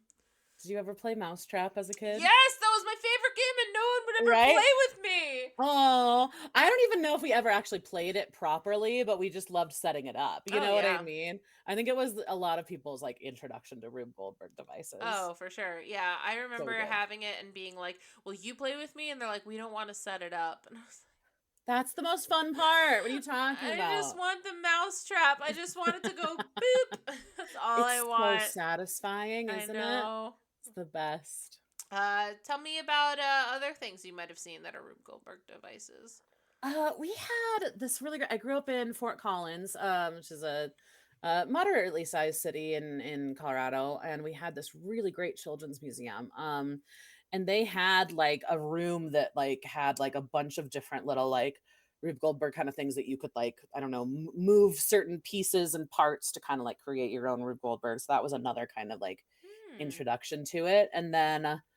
I think most recently there's a guy, it's funny, this cartoon, it's like this is clearly like where he was inspired by. I think it's Joseph's Machines is what it's called. He's on like Instagram and TikTok and all of those, and he's constantly creating like just the goofiest Rube Goldberg things. Oh, another one too. Did you ever watch Honey I Shrunk the Kids? Yes. He has a Rube Goldberg that like sets up like the toast in the toaster and the That's orange juice right. and like totally automated breakfast. Like, yeah, so Yes. super into that as a concept. It's really fun. Here's the YouTube personality, Yeah, yeah. Joseph's Machines. That's really cool. He made his first machine, the Lolly machine, when he was 5. Wow. That's crazy. What's your problem, Coco? Rube Goldberg machines. Yeah. So, I there, didn't know it was named after a cartoonist though. That's great. Rube I had Goldberg. no idea. Yeah. Is a wait. Pee-wee's Big Adventure. He's got a whole like automated breakfast Rube Goldberg situation. Yeah, yeah. Yeah, I remember that breakfast scene. Yeah, yeah, yeah. Okay, so it's named after a cartoon. You just said that, but it's named after a cartoonist. I didn't realize it though. I was just reading. Yeah. I thought it was like some guy. Like I knew it was named after someone, but I didn't realize it was a cartoonist. I would have I thought didn't that it was either. like a scientist. That's what I thought, Yeah, totally. yeah, it's Like nuts. a I don't know, physics person or something, but yeah. Mm-hmm. But Yeah. this is cool. Self-operating napkin, soup spoon raised to mouth, pulling string, thereby jerking a ladle, which throws cracker past toucan. Toucan jumps after cracker and perch tilts, upsetting seeds into pail. Extra weight in the pail pulls the cord, which opens and ignites lighter, setting off a skyrocket, which causes sickle to cut string and allow pendulum to attach napkin to swaying back and forth, thereby wiping chin. It's so funny the idea to me of let's overcomplicate this thing to make it easier, quote unquote, in Right. such a way that makes it so incredibly sophisticated and so much more difficult than necessary. There's something so like fun about that to me. Yeah. It's so silly. I'm trying to see. Okay, here's common ones usually made of wood and Mhm. strings. I love watching Rube Goldberg devices that are like competitions. Where is this? Is this in Yeah. pictures? Competitions are Woodworks. super cool. Yeah, but there's one just like this in the Philadelphia airport. That's why I was like, where are they? Neat. Where is this? Where is this? Where is this? Illinois. Okay. I was Well, and I've close. recently gotten into watching people that do it with little pieces of xylophones and to make a song. So like they Yes. have it set up so that the rhythm like lines up with when the marble will land kind of a thing. So it's not exactly a Rube Goldberg, but a Oh, similar it's so kind of a similar. thing, right? Yeah, Yeah. I love those. I think one of them was a Zelda song. Yeah, I've seen a bunch of different like video game themes and stuff. Yeah, Yeah. and that's just to me, that's just crazy. Like Yeah. the ball timing, the ball structure, like all of it. Yeah. Because there's like this equal parts like you have to be super creative but also it really has to function so that blend to me is really fantastic and unique. Mm-hmm. Yeah. There was a short, I guess it was, that popped up on my Facebook, and it was basically a guy who opened the door and he yawns, and the first thing it does is like put his pants on. He puts his he puts his bathing suit on or something because he's about to go through the shower, I and think that's Joseph's Machines, I'm pretty oh, sure. are you? Because he walks through the door and the suds happen around him and spin, and then he walks to the next one, and it's showering him like a car wash. But he Mm-hmm. keeps stepping forward into these different shower situations, and then by the I time love he's it. done, like he still has shampoo dripping from his hair and stuff. Yeah. Okay, It's great. There you go. It's Maybe so I know fun. Joseph's Machines. I mean, I could be wrong, but I'm pretty sure. Yeah. Frame cog. Running time 120 seconds. So this was for a car. Why does this sound familiar? 2003. Do they have... No, they don't have the actual video. Well, whatever. Rube Goldberg. Am I right? Ladies. What Rube Goldberg device would you make for yourself? Ooh, to like automate something. Mm-hmm. It'd be really cool. Not to like go off the breakfast tangent, but I think like the hardest thing for me is like getting up early and like getting ready for work kind of a thing. So something that like when I like hit like the snooze button on my alarm that like makes my coffee for me, like so that it's like ready to go the minute I like get out of bed. I feel like that would be handy. If we're doing Yeah. like something like practical. If we're doing something just jokey, like I really love the music ones that I was talking about. So something cool with like dominoes and like xylophones and marbles and things, you know. Yeah. Hi, Hi, Jen. Chan. Yeah, I think that it's funny that you said hit the alarm button and the coffee was made for you because there's timers on coffees where you can do that and the coffee will be made for you. You know, maybe I should just get one of those instead of making it. See, overcomplicating it. This is why I had to talk to you. I need your brain. I felt that. I was like, maybe I should tell her. Maybe I You shouldn't. can do that. It's true. That is an option. Yeah. Thank you, Chan, for the lurk. Yeah. I would think of something like scoop my cat boxes. Oh, okay. Well, you know, there are robot cat litter things. Yeah, Just that are FYI. $600 I that know I they're can't ridiculous. afford for 3 Absurd. cats. Absolutely Yeah, not. totally. um, but yeah, no, I agree. You totally got me there. There are robot things already made for you. No, to be fair, I should just get a better coffee maker, probably. The world's problems can be solved. I know, it's true. Talk to me about snow. Snow days. So it's not even that I love snow, although I do love snow. I really love snow days. I'm in Colorado, and so it's something that we get at least 2 or 3 snow days a year. And it is where there's just people assume it's because there's too much snow.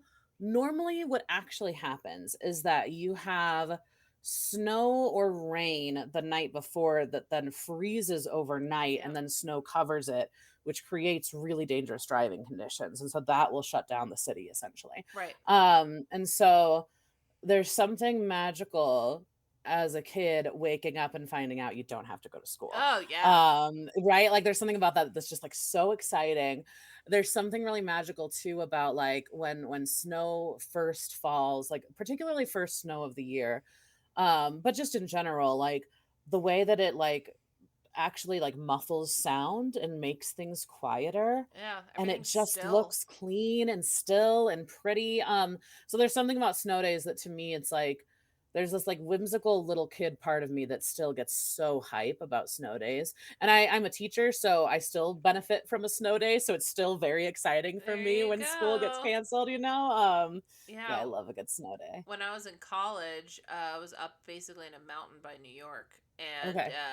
there was the winter was just awful. It was Yeah. always icy. Everything was uphill both ways. Like it was just there was no freshman 15. Like you Yeah. lost weight, and I remember I put in my, I guess it's Facebook statuses or whatever. Come on, call it, keep it a snow day. Come on, whatever. And that went back to not only that college days, but when I moved to Missouri and became a graduate student, also calling for snow days, being like, "Come on, shut it down, president, shut down the school." So snow days are forever. Like Oh yeah. you just want a snow day no matter how old you are. Absolutely. Hmm. And there's something too like about like having permission. this, this speaks to my indoor cat nature. Having permission to not go outside for anything. Like you Yeah. you have permission to not go to the store, you have permission to not go get your mail. You have permission to stay inside and read a book and drink hot cocoa and just hang in your PJs all day. It And is just bliss. Like, exist. yes, it's my favorite. I love it. I love that you call that your indoor cat nature. That's Yes, amazing. I'm an indoor cat for sure. Yeah. That's funny. Yeah, we both are. My husband and I were Yeah. definitely indoor Nice. cats. I Every now used and to again, I get be. outside. I'm like, oh yeah, vitamin D is really nice, and then I go Yeah. back inside. Mhm. That's yeah, Yeah, I don't only go out really when I'm forced to go out if I have to go get my medications or sure. whatever. But other than that, like I open the windows. There you go. Fresh That's air. Great. it's close, Yeah, right? sure. um oh, well, snow days are great. Yeah, they're great. I love And them. what's your favorite memory in the snow as a kid? Ooh, I have so many. I remember growing up, we had a driveway, and would have to, like, the kids would be in charge of, like, shoveling the driveway, right? Mm-hmm. But after that, like, because our driveway was kind of sloped, being able to go sledding on our driveway was like the best Yes. thing ever. I loved that as a kid. Mm-hmm. Um, this is not necessarily a good memory, but it kind of is. One time when I was real little, I was walking up our driveway. It had snowed, and I just slipped on an icy patch, and I fell like right on my chin. My chin split open, and I had to go get stitches. And I again, not necessarily a good memory, but I remember when we got home, we got to have bagel bites for dinner, and I was stoked about that. It's those little things, right? Isn't that Like, weird that I'm like, I remember we had bagel bites. yeah, bagel bites are the shit, of Yeah. course. Yeah, but just like classic kid shit, like sledding. I loved going sledding as a kid. I know, I mean, I think we probably did build snowmen or whatever, but for me, sledding was the big one. And there was a great sledding hill by our house too. So if we wanted to like venture beyond just like sledding in our driveway, like Yeah. that was always a good time. Yeah. We had a battlefield. I grew Ooh. up in a historical town. Everything Hmm. around us was historical. And there was this battle site and park that they had, and the hill was like, and I don't know space and time, but it's like Me neither. it was long. Let's just say it was long. Maybe about like half a football field. Hmm. Okay, Hmm. that's a good way to describe it. Yeah. So my mom gets in the sled with me because I'm young. I'm in the middle of the sled, and we go down, and it's like wee whatever, and then she has to get back up, and we have to walk up with the sled and a child. And so I can't walk anymore. Mom, I'm tired. She's got to Yeah. Yeah. put me on her arm, take the sled, and walk back up the hill. My dad's holding the camcorder, laughing his ass off. Like, you hear him laughing because he's like, oh my Amazing. God, there they are, all the way down there. That's funny. So, yeah, I remember those, but I love also that we have videos of those. Like, that's prime memory right there. That's cute, having the home movies, love that. Did you ever make tunnels or anything like that? Yes, we did in my backyard this one year, I remember, yeah, and that was fun too. We had a yellow lab growing up, and so I remember him, like, just, like, running through it, like yeah. Yeah, that was really fun. Yeah, we made little igloos for ourselves and then remembered like we should breathe. Okay, so in college, my friend slash dealer at the It's fair. time, he made an igloo, like near our like campus housing or whatever.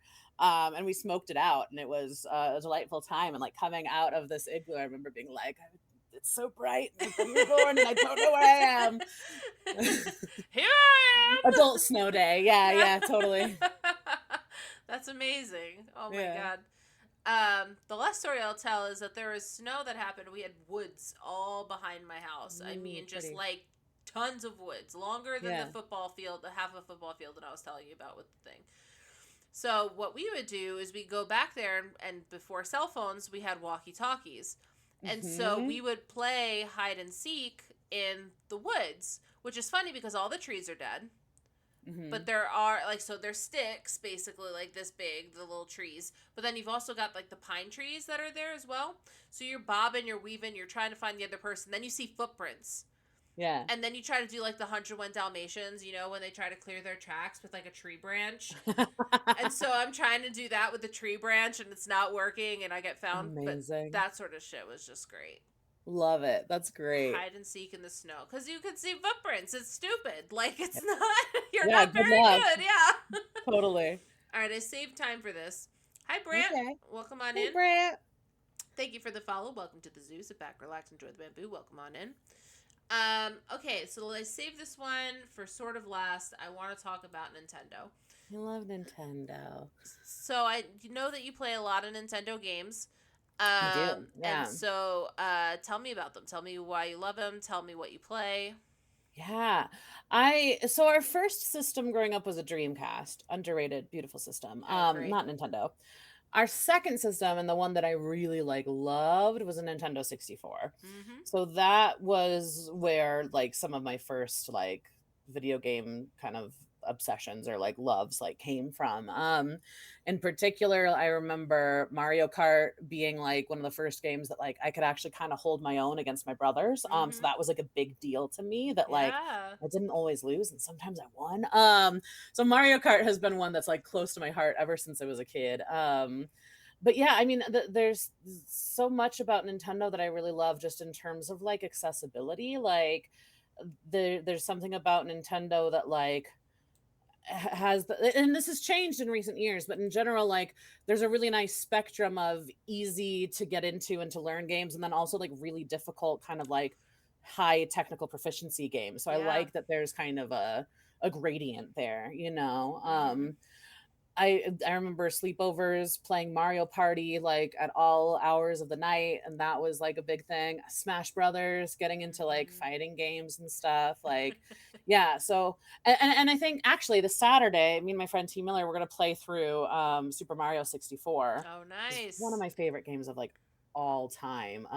That feels like a snow day thing. I maybe we got our Nintendo for Christmas, but I vaguely remember like it being really snowing out and being like, we'll just play Mario all day. That's fine. Like, Yeah. no problem, you know? Absolutely.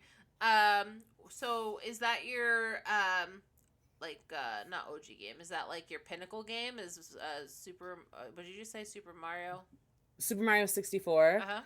It's one that like any day of the week, if someone's like, do you want to play it? I'll be like, yeah. I really love World of Warcraft. I would put that up there too in terms of like pinnacle games for me. Mm-hmm. But yeah, like Super Mario 64 is certainly up there. If not the top one, it's probably in my top like five. Yeah. Top 5 in Nintendo, top 1 in Nintendo though. That's so hard. Maybe. Yeah, probably. Yeah, I think so. Yeah. Yeah. Mine is Super Paper Mario. Okay, I haven't played it, but I just finished playing through Super Mario RPG, and my little brother was telling me I should play Paper Mario. No, no, no, not Paper Mario. Super Paper Mario. This one was What is that one? initiated on the Wii. Oh, And it okay. eventually came to the Wii U, and I'm just waiting for it to come to Switch because It it is might. the best game, the best Mario Paper Mario I've ever played. Ever. Really? Yes. It basically you deal with 3D mechanisms where basically if you point your cursor at your Wiimote at the screen at the whatever you can click on things because you're 3D. So you literally I can't explain it. The levels are 2D and then you turn 3D and there are other pieces of the level that you have to follow. Gotcha. Okay, okay. I vaguely remember. I never played it, but I remember when it came I out. want to see Super Paper Mario. I want to see 2007. Yeah, Okay, okay. yeah. So this can be your regular 2D, but then you turn Got and this it. is 3D. Interesting. That's cool. I recommend to anyone who likes Paper Mario. Fun. Okay, yeah, yeah. But okay, so what Nintendo game would you say is the best party game? I mean Mario Party, obviously. Okay. Well, I'm I saying would like say there's Mario Kart, Mario Party, Mario Golf, Mario, yeah. yeah, and there's Super Smash Brothers. I so again, in terms of accessibility, Mario Party is great because anyone can come in having never played a video game before in their life and they Mhm. can probably figure it out, right? Yeah. I would say that Mario Kart racing games in general seem to be pretty like accessible too. And as far as fighting games are concerned, what's great about Super Smash Bros is that if you compare it to like a Tekken or Street Fighter, for example, like Tekken, Street Fighter, other fighting games, Mortal Kombat, each character has a certain Soul Calibur's another one. They have a certain button set, right? And it's unique to each character. What was so cool about Super Smash Brothers when it came out was that it every character has the same button set, even though their individual moves are different, right? Right.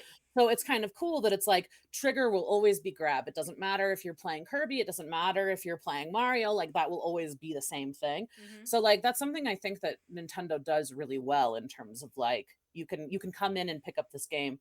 Now granted, I will get my ass kicked every time I play Super Smash against my brothers. Yeah. There is no hope in the world for me. But Mm-hmm.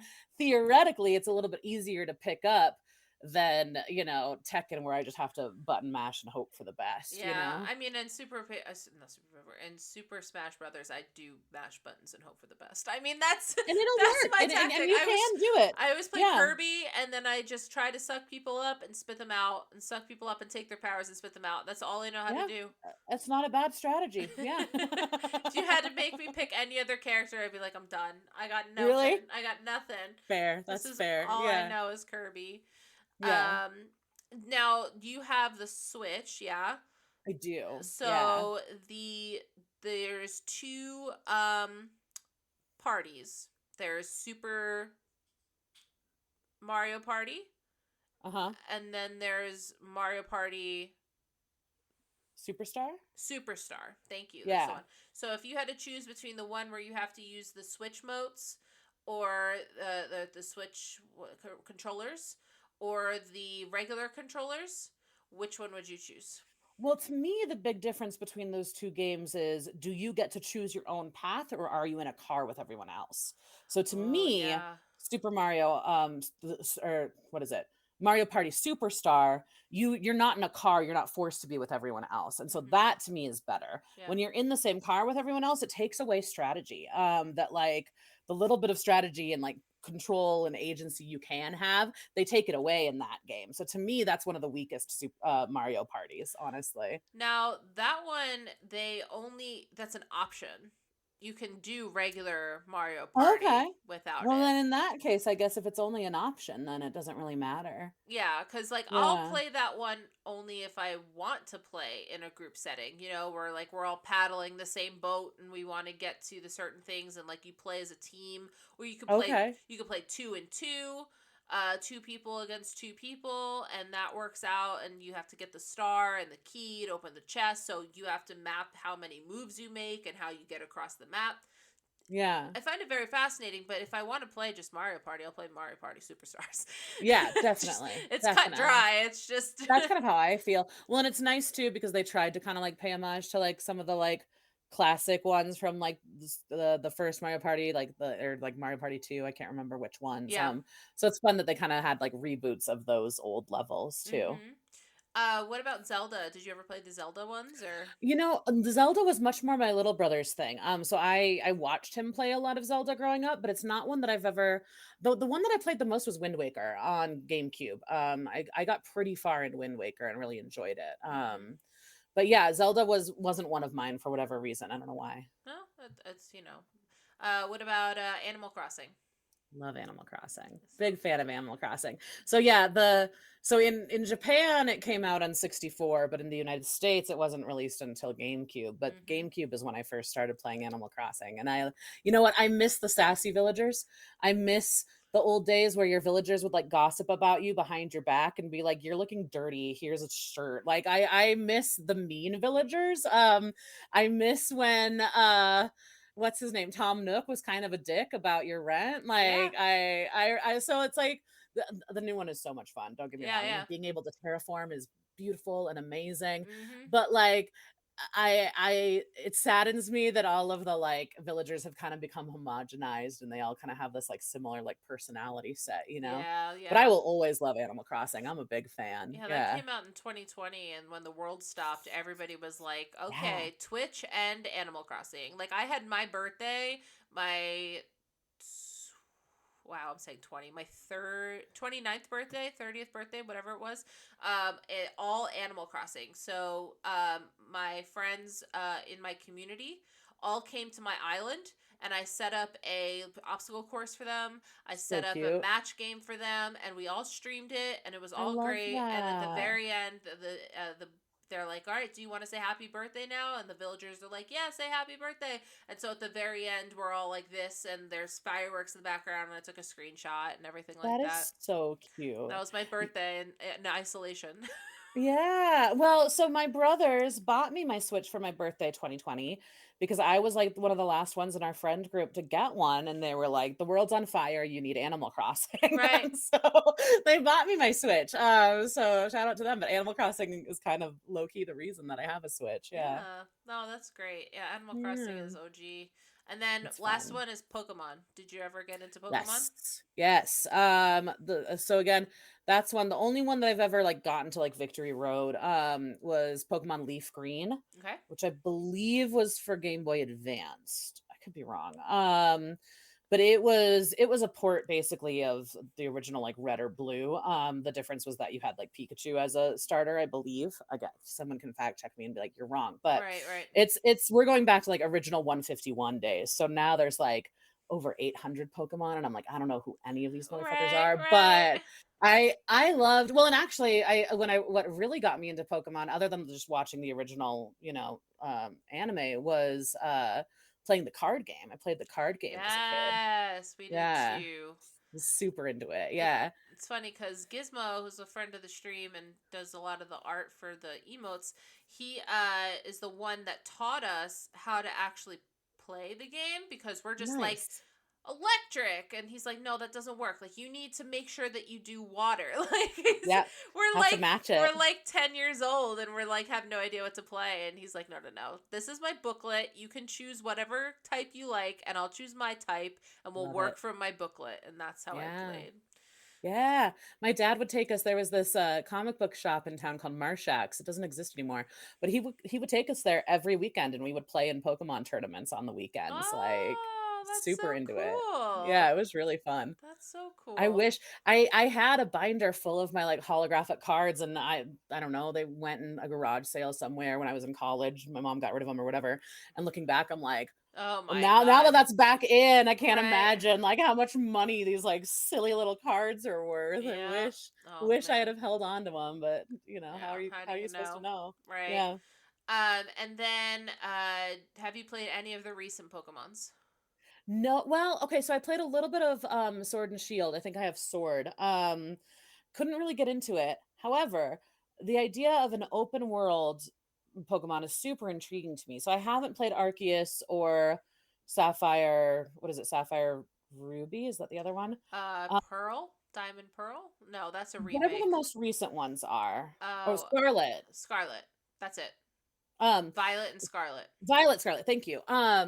Those are the ones that I'm like, now that it's open world, I'm very curious about it, and I Yeah. would like to like give it a try. So I haven't yet, but they're like on my list. Yeah, no, they're really fun games. I've played through almost all Pokemon games Okay, nice. except for Black and White because I didn't have the Game Boy Advance or whatever it was. Gotcha. But when I got the 3DS, there was Pokemon X and Y, Okay, yeah. and that game is my favorite, 100% favorite Pokemon game Why is that? because not only was the story really good, but they Hmm. had an after story. So you could do things after the game is over. You should be able to. It is really silly that you can't. Now that you point that out, like that should just be a thing, right? Ah! Drives me crazy. I'm like, That's okay, now I'm funny. done with the game, and everybody's like, you can power up your Pokemon to be the better one and play them online. And I was like, no, that's boring. I just want more story. Yeah. And so that one gives you a little bit more story. You're a detective and you work in town and blah blah blah, and it's you use your Pokemon to like battle secret people, and it's Love really it. cool. Yeah. Do you have a favorite Pokemon? I do. Togekiss. Yeah, I don't even know who that is. Okay, hold on. So, I had to leave to have dinner before. Oh yeah, I'm glad we're still here. We're about to end, but video game series. Okay, and then I don't think it's gonna give me this. Can we do just no? We got to do this one. Togekiss. Yes. Ha! Toga, Missouri. That's funny. Cool. You're not gonna show me what it looks like. That's fun. Well, that's just silly. Oh, list of Pokemon. Here we go. Find Togekiss. This one. Togekiss. Show me a picture! Oh my god, fine. Hold on. Wikipedia, how dare you? Togekiss. I know, this is crazy. Togekiss. This one. Oh, okay, okay. So evolved of Togepi then? Is Yeah, that yeah. okay, It's okay. a double evolve. So there's Togepi, and then there's Toga something, and then there's Togekiss. Okay, okay. Yeah, Nice. yeah. So, um, that's that. What's your favorite? I have like a kind of a toss up between. I mean, there's so many in the like original 150 that I really love. Because I think Jigglypuff is just fucking hilarious. Yeah. Just, but in general, I like the round boys. So like Jigglypuff, Gengar, also a hilarious, amazing one to me. Mm-hmm. Lickitung was really cool in terms of like the card game because his paralysis would just like if you wanted a slow burn deck, Lickitung was golden because it's colorless, so any of the different energies would work for him. And the Mm-hmm. only thing he doesn't do damage, he just paralyzes. So it's like your opponent just can't do anything. Right. And then I also love Snorlax just because like he's just a big sleepy Snorlax. guy. I Yeah. just love just a big sleepy guy, you know? I always loved out of the original Charmander Okay, yep. and Dragonite Okay. and Mew. Because Great Mew's choices. adorable. Mew is just the cutest Yeah. little thing. Oh, you like Squirtle? Squirtle's Yeah. also great. Yeah. In terms of those, yeah, the three starters. I'm always torn between Squirtle and Bulbasaur. Probably Squirtle. I'm more of a water kid. I had a water deck growing up, so I like water type for Okay. sure. Yeah, I Yeah. like fire because I like starting off easy. Sure, that makes sense. And it's harder to get fire type at the beginning. Yeah. Exactly. And so Yeah, I want to totally. make sure that I can get through the original gyms Smart. with Makes sense. fire. All right. Well, we have come to an end here. We are at the 2 hour mark. Is there anything that was on your list that you were like, we have to talk about? We have not talked about. I tried my best to get to all the big stuff. No, I think this was great. Thanks so much for having me. Yeah, I'm super glad you're here. Thank you to everyone who came along this ride. I am going to do a shameless plug while all you're here, if that's okay with you, Abbers, about my cat. Sure, yeah. If anyone is interested, my cat Ruby is at the vet hospital right now, and we are raising funds for her. If you are able to, please go ahead and show some support. It's okay if you can't. Thank you for being here. And that's my little spiel, and I'm done. So, Abbers, you've been an amazing guest. Thanks for having me. You've been an amazing host. Oh, thank you. Yes, we both have a lot of fun doing interviews. Those are the words that I'm looking for. So we are going to throw it over to... I already rated him today, so that would be really funny if I rated him again. Just a double raid. It would be so funny if I did it. We're going to go over to Fat Panda. She's been on the show before, and it's her affiliate anniversary. So let's go show some love. She has 2 A's and her name is Well.